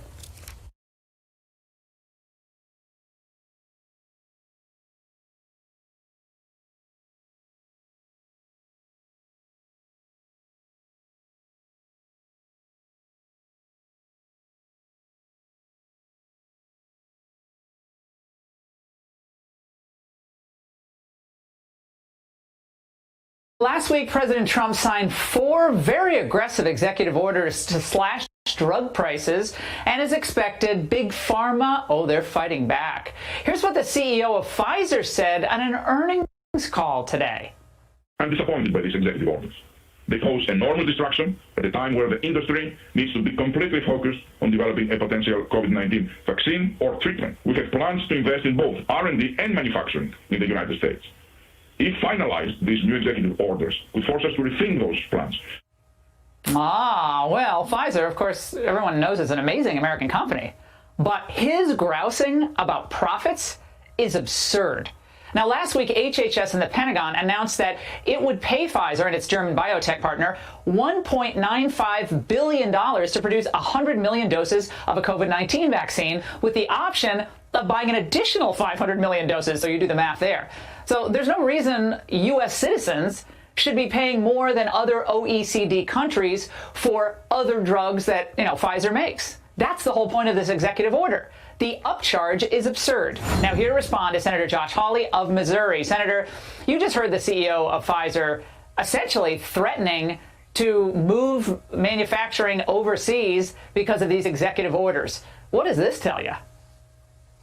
Well, it tells you that they are very interested in their profits and the gravy train that they've had going for years. Listen, I have no sympathy for Big Pharma whatsoever. They routinely charge Americans 2 and 3 and 4 times more for the same drugs that they charge patients in, say, Europe, France. And I know this is true because we've done studies on it. My home state of Missouri, they're charging people in Missouri 3 and 4 and 5 times more than they're charging folks in France or Germany or Canada. And I'm glad that the president's standing up to them. Well, and I think, again, the money that is given by the drug companies to both political parties, it's astronomical. They're among the biggest donors to politics in the United States, and that's fine. That's what they do. But let's not all think this is all just charitable endeavors. I mean, it's a business, it's a company, but they've gotten a free ride. And I want to ask you, Senator, about the president's decision, the administration's decision to give Kodak a boost in order to keep some medical manufacturing in the United States. There are a lot of conservatives out there, free marketeers, who would say, we're playing favorites. And to that you say? Well, I'd say, listen, it is important that we manufacture as many pharmaceutical products as we can in this country. The fact that we manufacture so few drugs any longer, particularly drugs like insulin, we manufacture 0% in this country. Major pharmaceutical products, we found because of the COVID-19 crisis that we are deeply dependent on foreign supply chains. So I think it is incumbent to look at all the options for bringing those supply chains back, for getting medical production back in this country. And to go back to Big Pharma, again, I don't have any sympathy for these guys. This Big Pharma, Big Government alliance has been great for Big Pharma. They've made a killing these last few years, really for decades, and it's time they started putting patients first. And Senator, a couple of weeks back, speaking of Biden, he said that we should re-examine Trump's tariffs on China. Of course, that's the whole reason China came to the bargaining table on these trade deals. But today, Biden came out and pretended that he was going to be the one, after 4 decades plus in Washington, to put America first. Watch. Using federal dollars that have already been appropriated to focus them on building things that make us and increase our independence so we don't have to rely on anyone else for whether it's cybersecurity and cyber information. We have the capacity to do at home, do them at home. Okay, Senator, is it my mistake or not? Am I remembering this incorrectly? Wasn't he vice president in an administration for 8 years? I must have missed all that work on these issues of bringing manufacturing back to the United States. The problem with Joe Biden is that he is a classic China appeaser, and he has been his whole political career. He certainly was as vice president. I mean, heck, even earlier this year, he was questioning whether China was really a geostrategic threat. Now, that turned out to be a little bit of a problem for him, as we've seen with COVID-19, which is why he doesn't want to talk about those past statements now. But this is a guy who has never stood up to China. In fact, he has been all too eager to roll out the red carpet for China, give them whatever they want, sell out our jobs, sell out our workers. That's the problem. We're still cleaning up from his mess of years ago. And why would we go back to those failed policies? Well, we don't need more appeasement. We need to get tough on China. This president started to do it. We need even more of that. Senator, I wouldn't let you get away without what you said this past weekend, where you said quite candidly that you wouldn't support a Supreme Court nominee unless he or she had publicly stated before the nomination that Roe versus Wade was wrongly decided. Now, is that a litmus test that even some Republicans will back away from? What's your response?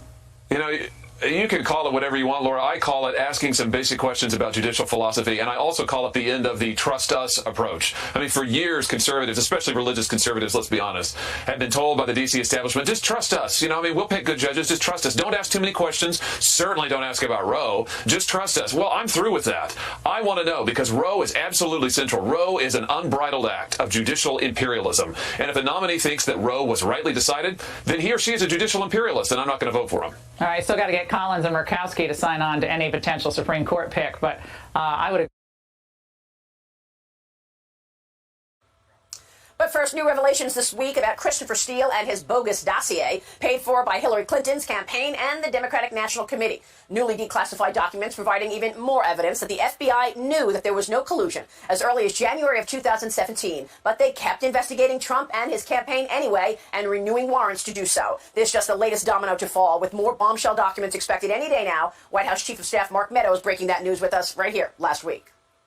We know that they not only knew that there wasn't a case, but they continued to investigate and spy, and yes, I use the word spy, on Trump campaign officials, and actually even doing things when this president was sworn in and after that, and doing it in an inappropriate manner. You're going to see a couple of other documents come out in the coming days that will suggest that not only was the campaign spied on, but the FBI did not act appropriately as they were investigating. It's all starting to come unravel, and I tell you, it's time that people go to jail and people are indicted.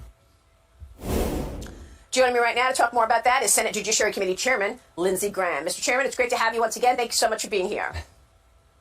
Thank you.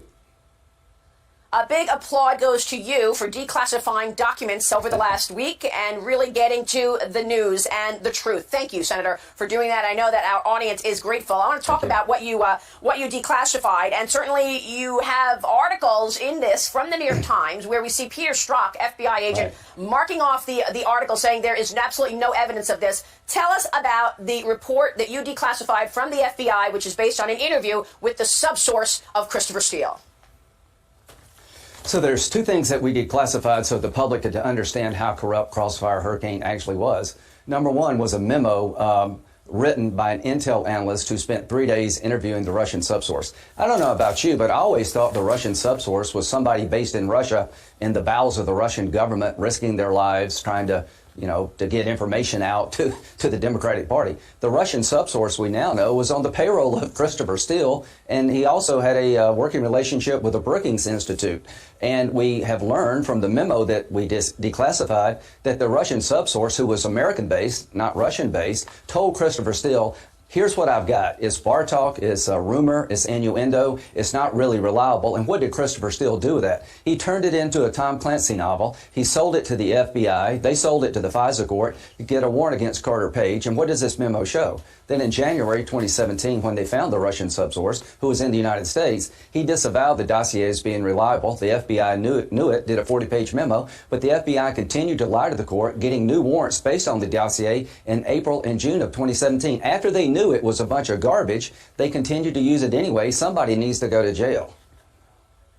So tell me about the criminality, because if that subsource told the FBI agent, this is all bar talk, this is all hearsay, why didn't the FBI stop renewing warrants to spy on Carter Page? That's the central accusation that I'm trying to find out. I'm doing oversight. Durham's doing a criminal investigation. Here's what I can tell you, that Peter Strzok knew that the subsource was not reliable. In the notes that we declassified, where Strzok is commenting on the February 14th New York Times article, he indicates in there that Steele does not have insight into the reliability of the subsource. So that tells me that Strzok knew about the interview with the subsource in January, where the subsource says it's all bar talk and hearsay. So Strzok has a duty to report to the court exculpatory information. He has a duty to notify his superiors that the key document to get a warrant against Carter Page, the Russian dossier, is no longer reliable. I find it impossible to believe that McCabe and Comey were not made aware of this 40-page memo. Think of it for a moment. What's the odds that somebody would go to the trouble of writing a 40-page memo, shredding the reliability of the Russian dossier, and not tell other people in the FBI about it? I think there's zero chance that happened. And anybody that knew that the Russian dossier was unreliable and continued to get a warrant against Carter Page based on that document should go to jail for defrauding the court. So you are calling witnesses down to get interviewed in front of your committee. You've got Sally Yates coming soon. Are you going to call Jim Comey and Andrew McCabe? Yeah, absolutely, at the end. But I want to call Sally Yates, but let me tell you who I want to call for sure is I want to call the person who prepared the memo. I want to call the case agent who interviewed the subsource for 3 days in January and ask him, oh, by the way, did you tell anybody above you that the dossier is a piece of Russian disinformation? You know, they're laughing their ass off in Russia. This New York Times article that somehow this subsource has been compromised, nobody in Russia is mad at this subsource who is U.S.-based because the subsource took a bunch of Russian disinformation, sold it to Christopher Steele, who sold it to the FBI. What happened here is that Russian disinformation was used by American law enforcement in weapons form to go after a sitting president. They're laughing their ass off in Russia about this. They would give this guy a medal. So tell me about the Sally Yates interview. That's happening on August 5th. That's coming up. What do you want to find out from Sally Yates? Three things. Ms. Yates has previously testified that she met with President Obama and Vice President Biden.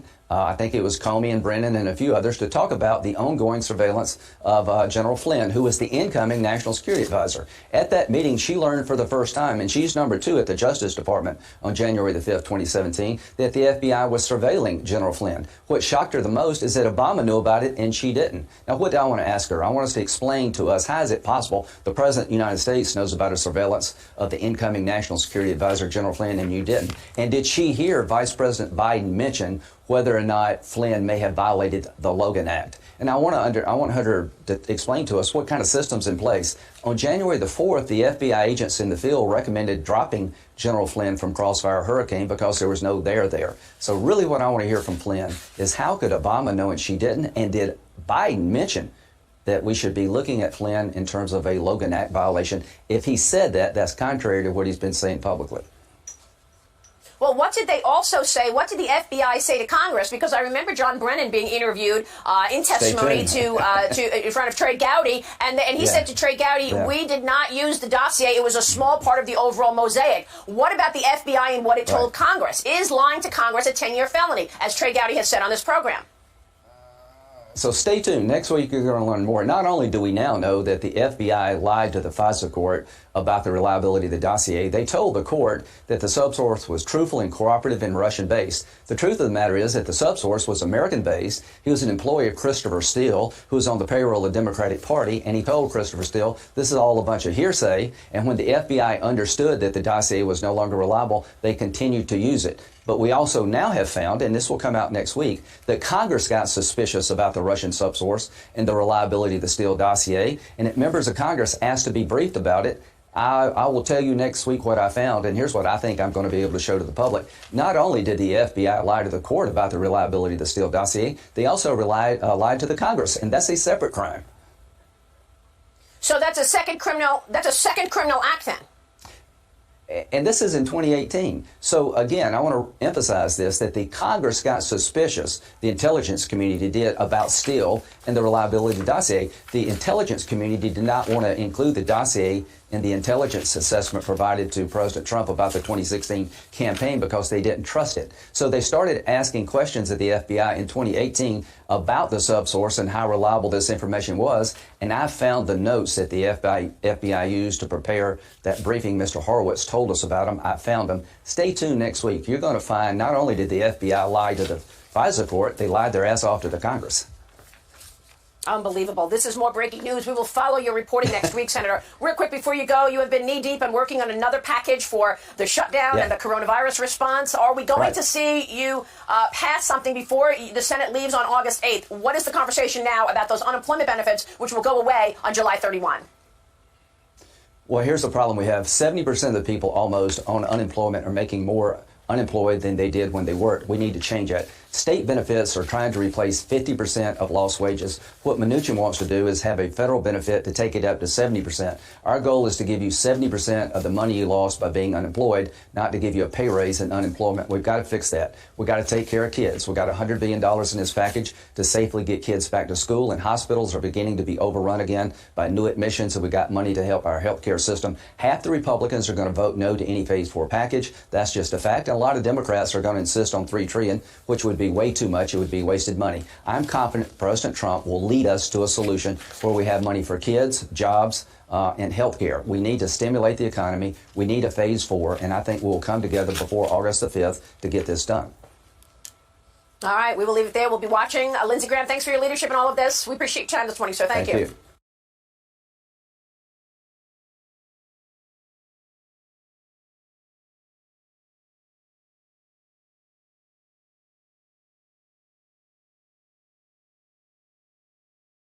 Well, an unprecedented rehearing set for August 11th for General Michael Flynn. The D.C. Court of Appeals sided with the corrupt judge, Emmett Sullivan, to re-examine the Justice Department's decision to drop the case against the general. This politically corrupt judiciary refuses to right the wrongs of what was a corrupt FBI working against Flynn and President Trump from 4 years ago. And it goes on and on. Joining us now to take this up is Tom Fitton, the president of Judicial Watch, a man whose organization is involved every day in trying to right wrongs. His new book is A Republic Under Assault, the left's ongoing attack on American freedom. It's available for pre-order now. We recommend it to you mightily. Tom, let's start with this this reversal in Boston. What's going on here? The federal government has now the right to reinstate executions. What are we watching here if it's not an activist judiciary? Well, I'm just seeing the headlines here. I suspect it's just more anti-death penalty ideology substituting for law here by the judges. What's interesting is there's a question of juror bias, and isn't it interesting how they gave that terrorist murder the benefit of the doubt when Roger Stone raises the issue of juror bias in his case, the lower court judge there dismissed it out of hand. Yeah, absolutely. And in the General Flynn case, to see the appellate court decide to hear a case that should be ended now, based in law, based in precedent. There is no precedent for anything that is transpiring now in the Flynn case at either the district court level and Judge Sullivan's court or at the D.C. appellate court. They've lost their minds here. Yeah, first Flynn was abused and harassed by the Justice Department, FBI, etc. Now he's been abused by the judiciary for months. The writing's on the wall, Lou. As you know, I've been calling on the president to pardon General Flynn. These judges have it out for General Flynn. He needs to be protected from this abuse. It's not only an attack on Flynn. Remember, it's an attack on the presidency, the president of the United States, and Donald Trump. He needs to protect the Constitution and pardon General Flynn. And these judges, these appellate court judges, the district court judge, are acting in the interest of the radical Dems, the Democrat Party, the left in this country. It is an effort, as you say, to attack this president. But first and foremost, it is giving primacy to the left and the progressive agenda. It's outrageous. And why? Why in the world isn't the Solicitor General of the United States intervening in this case and demanding emergency action to stop this? Because it's flagrantly unlawful, unconstitutional, and unprecedented. Go to the Supreme Court and stop it here. Why should General Flynn be dragged through any more of this? And why should we have to witness this absolute political corruption of our judiciary without either comment or protest? Yeah, I'm not quite sure whether the legal process allows them to skip over this this step to get to the Supreme Court, but you're right. I'll tell you what let's do, Tom. Let's do this. Let's do something unprecedented just like the left did. Right. Let's take it to the damn Supreme Court, whether there's a precedent or not. It's outrageous. It's un-American. It's unfair. But you call attention to a key point. The Justice Department has treaded carefully here, and they didn't take the aggressive steps initially. For instance, Sidney Powell had to file the motion, the mandamus petition. Right. The Justice Department didn't do it. Why not? And by the way, where's the criminal where's the criminal investigation of what they did to Flynn? The judge isn't going to do it. Where's the Justice Department? Yeah, well, we know where they are and we know who they are, don't we? And this is not a Justice Department that has been purged of the corruption that gripped that department for the past decade. It's outrageous. Yeah. Yep. Well, this is why I think the president should go outside the Justice Department for investigators of the Justice Department and the FBI. We can't look. We're earlier this week. The FBI and DOJ looked at all those FISA applications that the IG said were scams and said, "Oh, don't worry, our failures in those FISA applications weren't material to the decision making by the court." Who are they fooling? Who are they fooling? They can't be trusted to investigate themselves. Well, they can't be trusted, but I don't trust anyone right now in the judiciary. It's an outrageous court system. Who do you expect? Would you go to Chief Justice John Roberts for his arbitration of a serious issue? The man is obviously sold out to the left. Where would you? Everybody, at every court level, they're making decisions based on which president appointed them, which party they find most appealing to their personal political view. It's outrageous, Tom.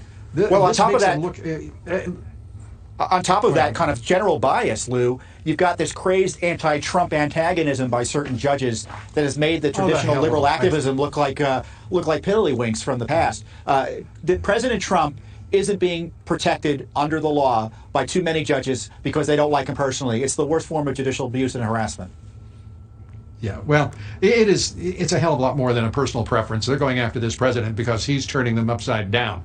He is turning this country back from the left that has controlled it for a decade, and they know, whether it is in foreign policy or domestic, that this president is doing unprecedented things for this nation, for working men and women, for the American family, and for minorities. And now we have to listen to a previous president spewing campaign rhetoric at a funeral for a civil rights icon.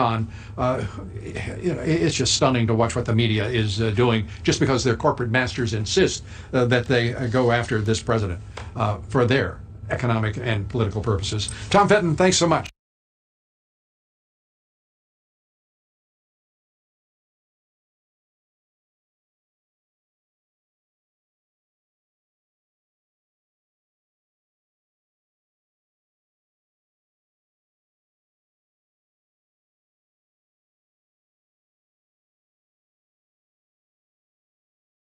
It's been a great thing. So, as a result of the outrageous attacks on law enforcement, violent crime has surged in certain Democrat-run cities. Many of them. I mean, you look at New York; it's up 348%. Who ever heard of a number like that? Because you have a radical left mayor who doesn't know what he's doing. He doesn't know what he's doing. I don't understand even how the police can allow it to happen. That's the only thing. We talk about that. But you look at Chicago. In Chicago, more than 2,200 people have been shot. Okay, think of that, shot. Now, that's far worse than Afghanistan. We're leaving Afghanistan fairly shortly, but we see things in Chicago and other places that you don't see in Afghanistan. It's unbelievable. 40% increase from 2019. And the hard thing is that crime is down nationwide. So I'm taking all of these Democrat-run cities, and we're putting them in with the well-run cities and largely Republican well-run cities and states. And with all of this shooting that you see in Chicago and New York and Minneapolis had a bad period, but we sent in the National Guard. The National Guard did a fantastic job, and they stopped it. That place would have burned down. Minneapolis would have burned down if I didn't force the National Guard into that. And you saw them form, right? It's a beautiful thing. All of a sudden, you see a line of people. They walk through it like a knife through butter. And that was the end of the problem in Minneapolis. So, we have to do that. But in New York City, nearly 300 people have been shot in the last month alone. Murders are up 32% in Philadelphia and 80% in Minneapolis compared to last year. Minneapolis, great place too. And Philadelphia, you think of it. I went to school in Philadelphia. You look at these numbers. In cities across the nation, we've also seen police officers assaulted with bricks, rocks, bats, Molotov cocktails, frozen bottles of water. Somebody said last night, one of these protesters, I saw it, he said, "It's only water. How can water hurt you?" Yeah, they don't say it's frozen in a bottle the size of a football, and they throw it at the police. It's unbelievable. It's water. And then they have cans of soup, and they throw the cans of soup. That's better than a brick because you can't throw a brick, it's too heavy. But a can of soup, you can really put some power into that, right? Yes, sir. And then when they get caught, they say, "No, this is soup for my family." They're so innocent. "This is soup for my family." It's incredible. And you have people coming over with bags of soup, big bags of soup, and they lay it on the ground, and the anarchists take it, and they start throwing it at our cops, at our police. And if it hits you, that's worse than a brick because it's got force. It's the perfect size. It's like made perfect. And when they get caught, they say, "No, this is just soup for my family." And then the media says, "This is just soup. These people are very, very innocent. They're innocent people. These are just protesters. Isn't it wonderful to allow protesting?" No. And by the way, the media knows it better than we do. They know what's going on. I don't know what's wrong with them. They're doing our country a tremendous disservice, I'll say that. But in cities all across our nation, we've seen our police officers so badly assaulted. In Portland and the other cities, my administration is vigorously defending federal property from anarchists and criminals. We've also launched Operation Legend, surging federal law enforcement to communities plagued by violent crime. And we're willing to help Chicago. We're willing to help New York. We're willing to help Philadelphia, any city you want. But by law, unless we go a special route, which we have the right to do, but it's very rarely done, we have to be asked by the local government, by the mayors and by the governors. And they don't want to do it, I think for two reasons. Number one, they're embarrassed to do it. And number two, I actually think they're afraid of these people, if you want to know the truth. I actually think these are radical left maniacs. And I actually think, Pat, I think they're afraid of these people. I think they're afraid of those people that I see in Portland, and to a lesser extent that I've seen in Seattle. I mean, the Portland is a tougher group. They've been doing that for years to Portland. They've been doing it for years and years to Portland. Then the police stepped down, And I don't believe it's the police's fault. They're not allowed to do it. They're good police, but they can do it. Let's see how they do tonight over the last night. It was a big step, but let's see how they do. So it's an honor to have the associations here. We have been with them. I've had endorsements from so many police, and I don't even say thank you anymore. I say, what's your choice? Your choice is me or somebody that has no clue what they're doing. And I say that kiddingly, but I sort of mean it, right? I sort of mean it. So our relationship with law enforcement has been outstanding, and with firefighters. I mean, you have firefighters that go to put out a fire, and people are shooting at them. They're literally shooting at them as they're putting out the fire. Guys are going up on ladders, and people shoot at them. But we have great support from firefighters. Usually just the top 1 or 2 people don't support us, because they're used to something else. But everybody in there, we have tremendous support from the police, the firefighters, and almost every group of people that are associated with the things that we're doing and doing really well. But I want to thank you all very much from the bottom of my heart. I appreciate those endorsements. We really do. It's really great, and you will never be let down with me. I have tremendous respect for what you do. It's dangerous. It pays not as well as they could do elsewhere. Many of the people, but they're discouraged. Many of the people, they do it. They love it, right? They love it. They would nothing they'd rather do. This is what they want to do. But it's a very dangerous profession, and we are going to toughen it up a lot because the mayors and the governors aren't allowing you to do your job. And you got to be allowed to do your job. When you see the things that we've seen in St. Louis, and by the way, you look at the last administration with Ferguson and all of the problems they've had. I mean, they had some problems that are doozies. People said, oh, the last administration, they had this. That's what started a lot of this. If you look at some of the things that they had, I can name 10 of them right now. But we have to strengthen up because you're being told to do things that can't happen. In Seattle, they're reducing the force by massive numbers. In Portland, they're reducing their force. Can you imagine that? In Portland, they're reducing their force by massive numbers. But then the governor, like in Oregon, the governor said things that are just unbelievable. She doesn't want it to get better. The mayor of Seattle, the things that she said, we're going to have a summer of love. There's something going on that is crazy. Remember this, though, most of our cities are doing really, really well. And despite the pandemic, and we're doing a good job on that, we have vaccines that are really getting close. We have therapeutics that are really getting close. But despite all of that, these cities are doing very well, and law enforcement's at an all-time good. So most of it's good. We only talk about the bad, but most of it's good. Pat, would you like to say something in representing our New York's finest? And we'll go around the room a little bit. We sure do. In our city, we're going through a difficult time. We have a progressive mayor that's anti-police, a city council that's anti-police, and the state house is anti-police. So they're changing a law where it's becoming impossible to do our job. And remember what our job is, to keep folks safe. You do that by helping the good people, going after the bad people. They're stopping us from doing that. So we come down here. The mayor tells you, you can't do that. You cannot. Your job is to keep people safe, right? So is that a higher calling than listening to a mayor? Well, you know what? They're the boss in our town, so we have to go by the rules they set. The problem is the rules they are setting, the laws they're passing, are making it impossible, because what happens then, we're criminally charged. So we come here today, Mr. President, to ask for help, to have a discussion on what we charge you criminally? Yeah, you can charge us criminally, yes, sir. It's disgraceful. It's like they reversed the world. It's the upside-down world right now. And I have 36 years in the job. I've never seen it this bad, sir. Never been anything like it. Hey, look, I lived in New York, and we never had a problem in New York. New York was, once Rudy did a great job as mayor, in all fairness. Because before that, but I think this is worse than the Dinkins era now. How do you compare this to the Dinkins era? It's worse. We had disturbances back during Mayor Dinkins' time, but we had it in one neighborhood, possibly two. We had disturbances recently in 3 boroughs, sir. We had neighborhoods where your father started it's going back to be crime-ridden. Into Manhattan, where you did so much building, it's starting to go back to crime-ridden, where they looted in Midtown. So obviously there's a problem. And Dinkins, if you go back to that period, everybody respected the police, and the police were allowed to do their job in all fairness. It was never like, we're going to cut our police force. It was always, we're going to get more police, in all fairness. And then Rudy came in and did a great job. So, it's one of those things. I think you have to do what you have to do. I mean, you have to keep people safe. You have to keep people safe. Go ahead, please. Mr. President, it's just, the level of attacks that are going at us, going after our qualified immunity, going after our due process rights, it's a complete assault on the people who are paid to protect the citizens. And if we can't do our job, in Massachusetts, they want to file bills that we will not be able to put our hands on somebody unless we're arresting them. So if we're dealing with disorderly people, intoxicated people with mental health issues, trying to get them into an ambulance, get them to a hospital, we could be sued. And you can be sued individually or as a force?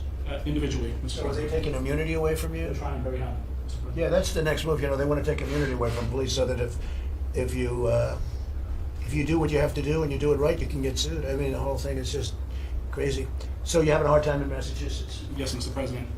We're working very hard. The unions are sticking together, working very hard, and hopefully we can curb some of this. Is the governor trying to help? It hasn't gotten to his desk yet, Mr. President, but we're hoping that we've made some very solid arguments on all these issues where he can slow the process down. You guys have to stick together. You got to do what you're doing. I mean, you can't let it happen. You know exactly. For instance, when you have a problem in Massachusetts, are you allowed to use pepper spray? Yes, Mr. President. So you are.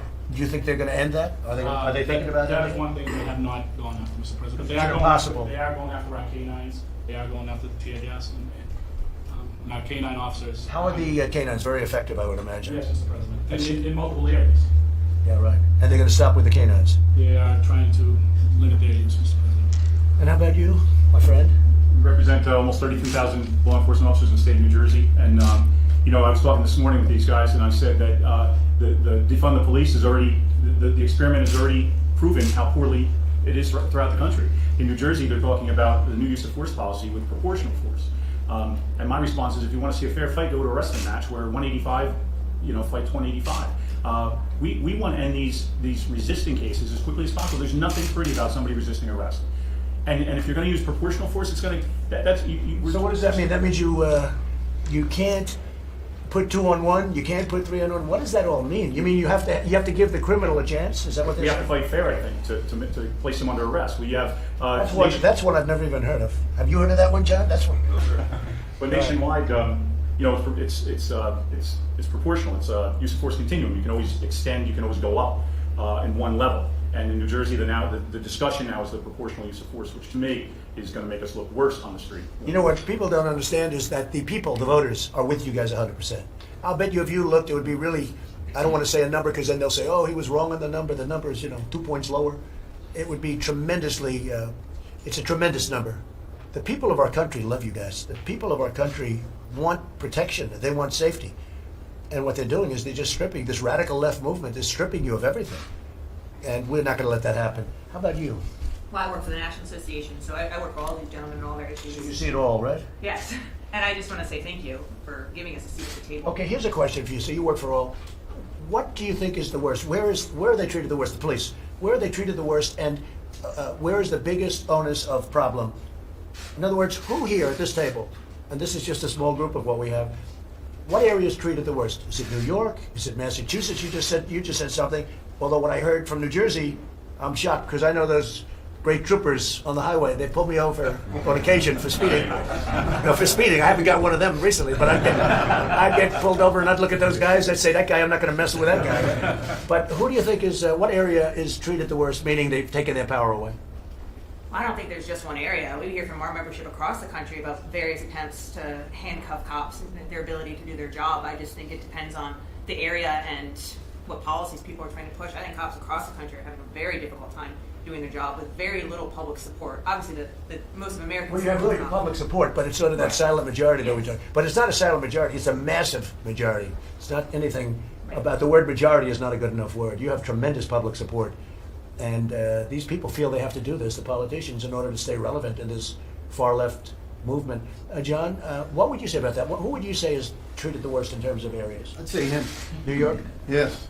Yeah, listen to the Pat. What are the worst, Pat? It can't be much worse than that. It's getting worse by the day. Each morning you wake up, first you get a text on the number of shootings and deaths you had the night before. Sir, you remember when you were building in Manhattan and crime was out of control. We're back to 1993 numbers. Who thought we'd be back there? In South Jamaica, the numbers have gone crazy. When we turn the city around, now it's starting to slide back. I'm worried about the slide, sir, but the slide's going to continue. And you could solve that rather quickly if they gave you your power back, right? We've proved that we've done it and we want to do it again. Yeah, no, it's easy. It's very, I mean, for you guys, that's what you want to do. That's our job. This is hard. What you're doing now is hard. This is hard, and what folks in our city hall forget that, we're police officers, we have a shield and a chest, but we're also citizens. We're also in the church, synagogue, or mosque. We're also at the same street corner, dropping our children off, going to the same schools. We're in the same shopping malls, the same grocery stores. So we're part of the community, and they're trying to put us I out. remember 2 years ago, 3 years ago, when the police didn't respect the mayor. They never changed, in all fairness. But they would literally turn their back on the mayor. And he was really working hard to get them on his side. And now it's almost as though it's just the opposite. And Why is that? You know what? It takes more than words. You can read from a script as your actions. You can say you support police, but then pass laws that hurt us so we know it's not true. If you remember when we turned our back on the mayor at the time, we had just had 2 police officers assassinated. What folks don't understand is we went to City Hall and begged that they stop the rhetoric. We said someone's going to get hurt. You know what happens? It was worse. They got killed. Ramos and Lou were assassinated in our favorite borough, Brooklyn. So it was a serious time, but it's gotten more serious since then, sir. And do you see it turning around? Do you see it going back where the politicians are going to get smart? Because the numbers will get bad. And yeah. So the communities have to realize that it's not just rhetoric, it's really their blood on the streets that's happening. And as I said, the numbers are going back to 1990s and shootings. So I think that's when it visits your kitchen like the police. The communities want protection. They love the police. In our most difficult neighborhoods, the community, the person sitting on the stoop, the person owning the bodega, is the one that's giving us the information we need to do our job. It's City Hall that's stopping us, sir. Incredible. John, go ahead, please. So, sir, I'm president of the Florida Police Benevolent Association, and Mick and I, Mick's the senior vice president with Florida, and recently he and I have met with the incoming Senate President, Will Simpson, and the incoming House Speaker, Chris Sprowls, and they have assured us that they have our back.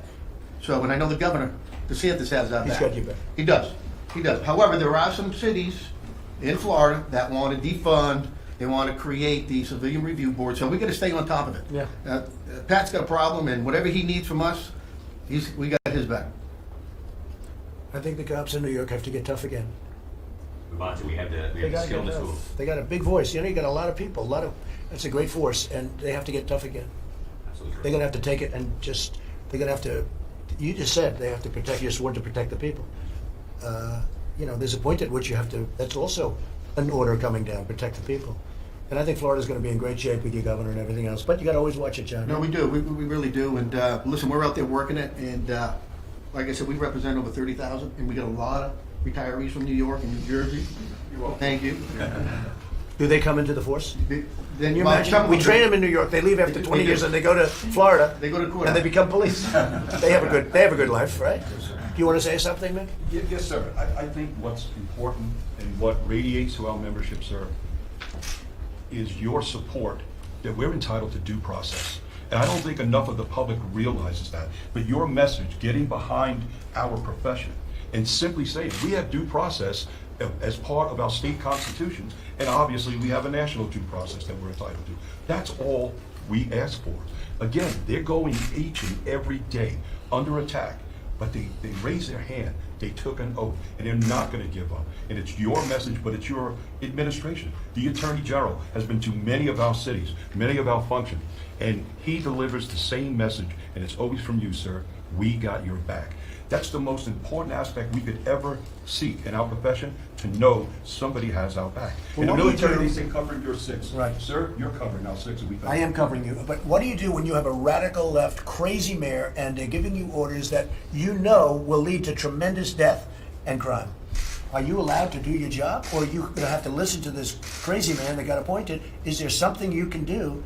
Because I'll tell you, if you don't do your job, you're going to have certain cities in this country that are going to end up like Portland.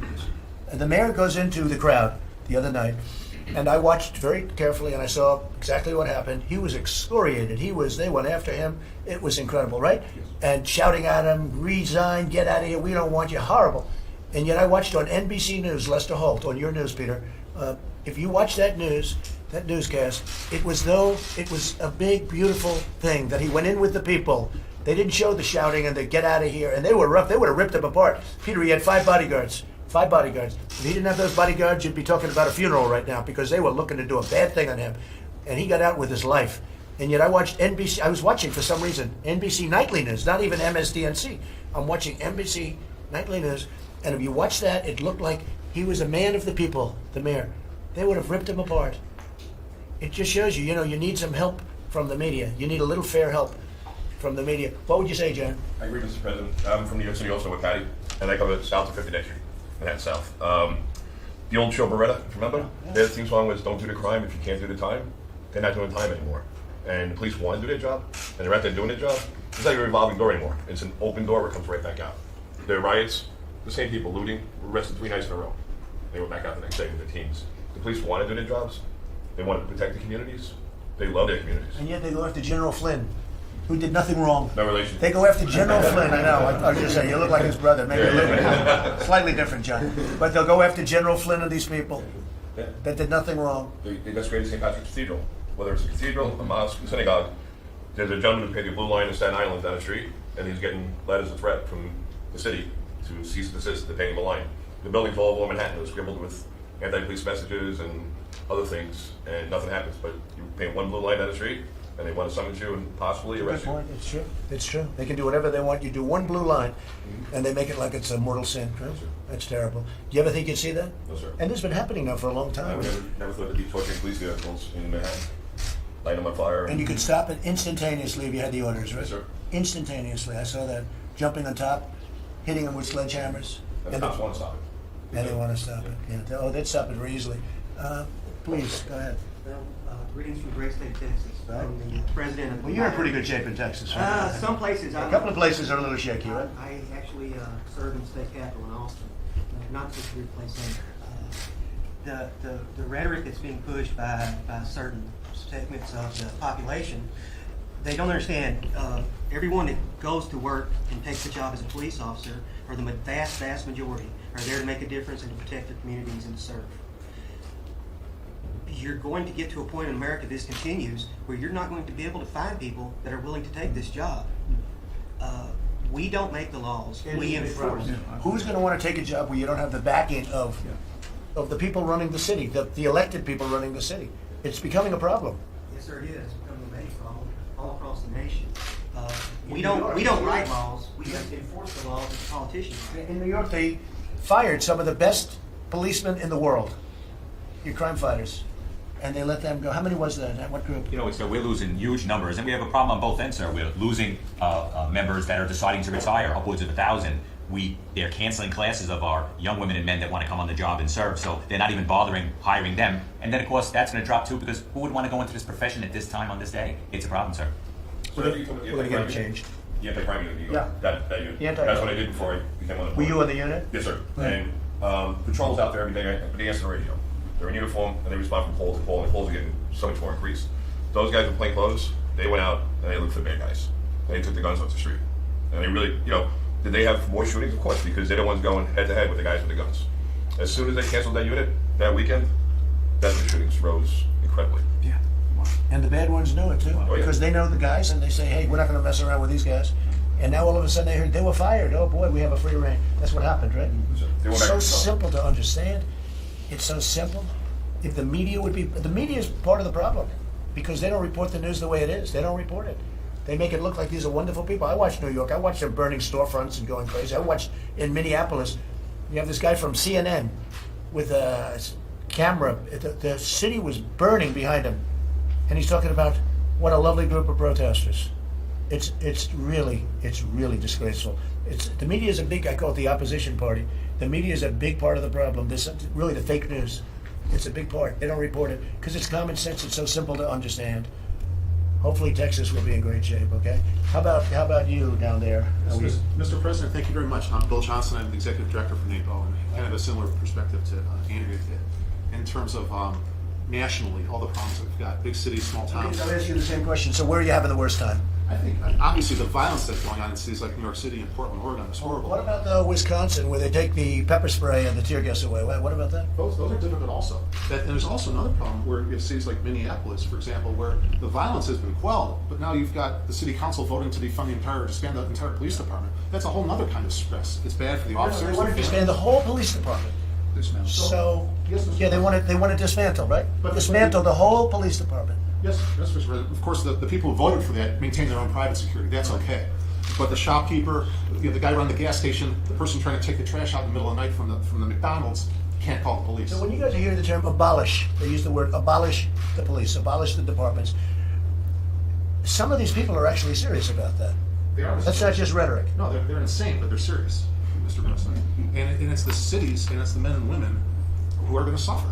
I mean, it's elementary. And defunding they're already doing. I mean, defunding they've started. New York took off $1 billion, right? So, yes, Mr. President. So defund and abolish, and that's their favorite of all phrases: defund and abolish. Yes, Mr. President. And then once they do that, who knows what their next step's going to be? Who's gone the furthest of the cities to defund and abolish? I think Minneapolis, as far as I know, where they actually had. I understand it was a unanimous vote by their own council. It's just and yet the leaders have armed police around their house, right? Yes. That's nice. Go ahead, please. Mr. President, thank you so much for taking this, Mr. President. My name is Mark Kovar. I'm from New Jersey. I'm Pat's Executive Vice President. We're in trouble. Our governor turned her back on us about a year ago. Our Attorney General's turned her back on us. The legislature pretty much is throwing crazy bills at us. We're in a fight for our lives and our members for our lives. Our guys and girls are really in trouble in New Jersey right now, and we really need your help. I'm so surprised to hear about New Jersey. Because I know the troopers so well, I know the whole group so well. I'm so surprised. Turned her back on us overnight. And if we had a problem, I'd be the first one to say, we have a problem here and we have to straighten it out. We are 47th in shootings, and we're the densely populated state. So there's not a problem in New Jersey. If there was, I'd be the first one to say we have a problem. But they're coming down with some crazy legislation, and they're coming out. But those numbers will go up. Those numbers will change with time, if they do what you're saying. No, I'm talking about police shootings. We are 47th lowest. Yeah, no, that's what I mean. That's what I mean. And another thing is they closed the mental institutions in New Jersey. They put all the homeless and the mental people on the streets, and we're supposed to deal with them. We're not trained psychologists and psychiatrists. When did they do that? So they have it's been years already. So now it's getting worse and worse. And every time you go to the emotionally disturbed house, we're not supposed to. When mommy's calling up, screaming, yelling, my son just stabbed me, and we walk into the house with a butcher knife full of blood, and you shoot the person. We're not supposed to know that he had problems and has emotional problems. Yeah. So we're supposed to deal with this in a matter of seconds, make that split decision. That's on TV. It's great, but in reality, Mr. President, it's scary situations, and our guys go to jail for shooting somebody for protecting their own lives and their families' lives. That example is something that happens. Mr. President, I never understood what fake news was until you said it all the time, and I can't believe how bad fake news is, as you say it all the time. Yeah, no, I've said it, and I've learned. I thought it was fake before I got here, but not as bad as it is. It's really a tragedy what they're able to report or not report. What they don't report is in many ways even worse. Mike, please. Well, thank you, Mr. President. I'll be very brief. I first just want to say thank you to the nearly 250,000 men and women who put on the uniform of law enforcement that are part of this association.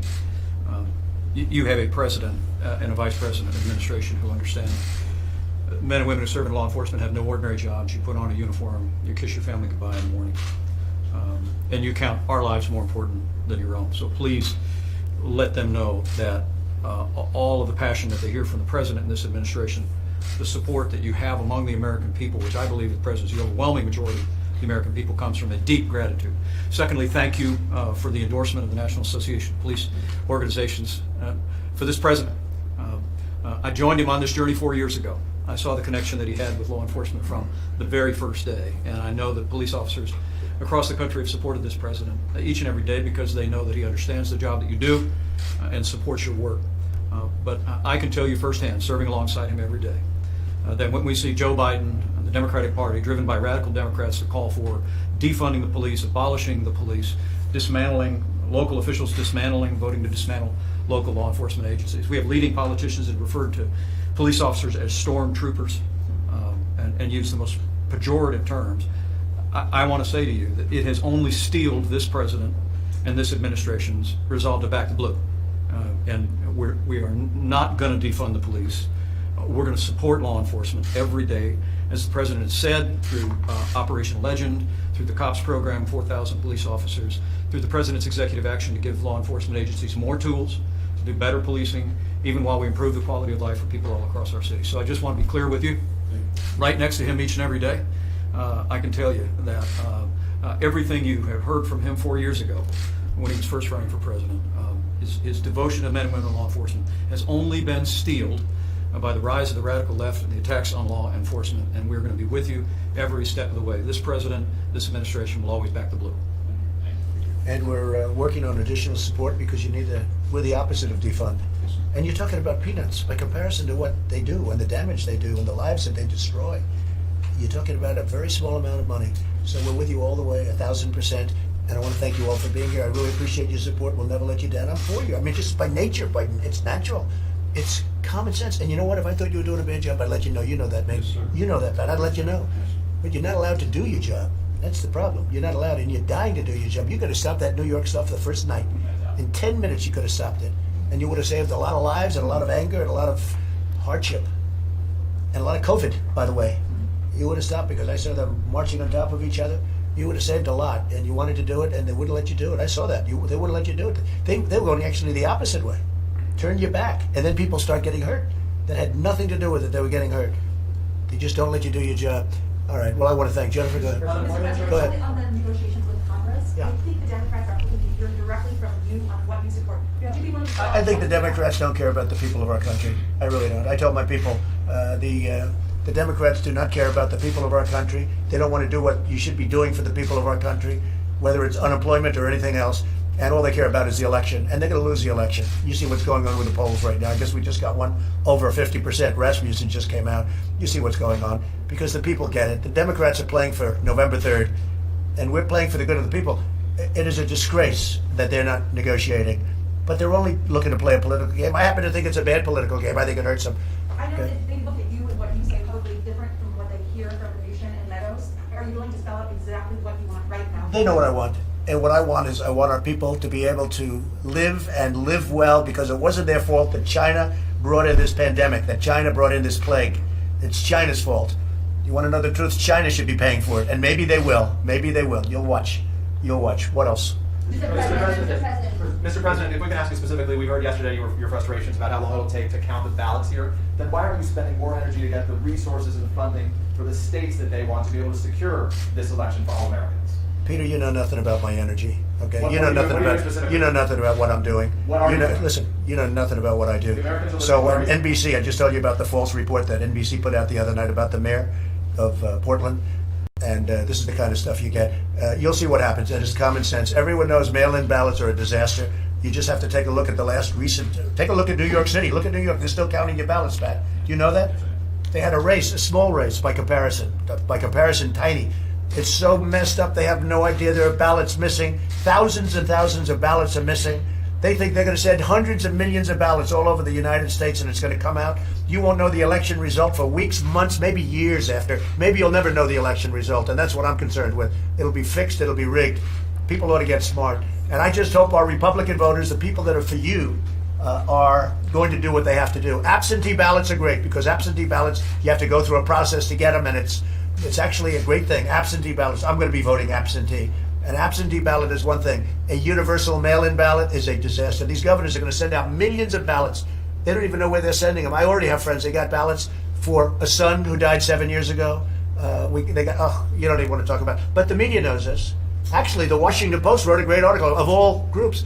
A week ago, the Washington Post wrote a great article that this is a disaster. This is going to be the greatest election disaster in history. And by the way, you guys like to talk about Russia and China and other places. They'll be able to forge ballots. They'll forge them. They'll do whatever they have to do. People should go and they should vote, or do an absentee ballot. So what do you do to secure it?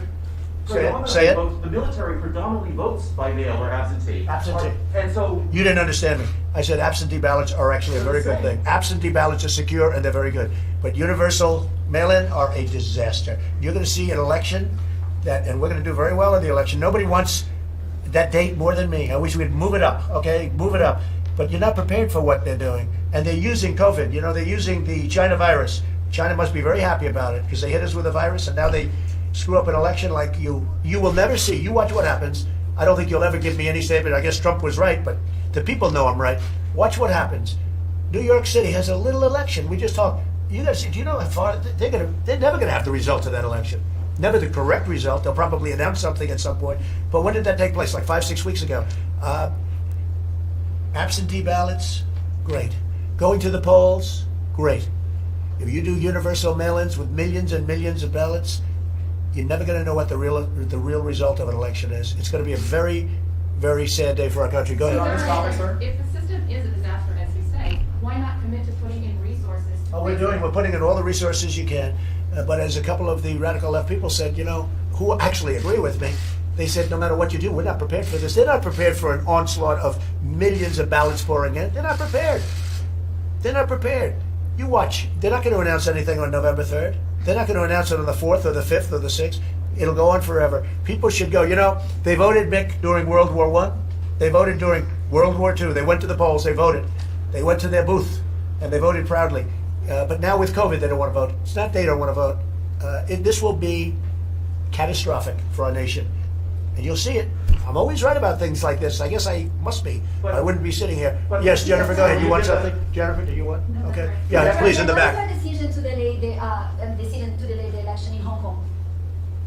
I want to right now focus on this election. I'll have a statement about that soon. I heard that they did the delay in Hong Kong, and we'll have a statement about that. But I want to focus on this. Okay, thank you very much. Thank you very much. Sir, I would move it to some people to the side.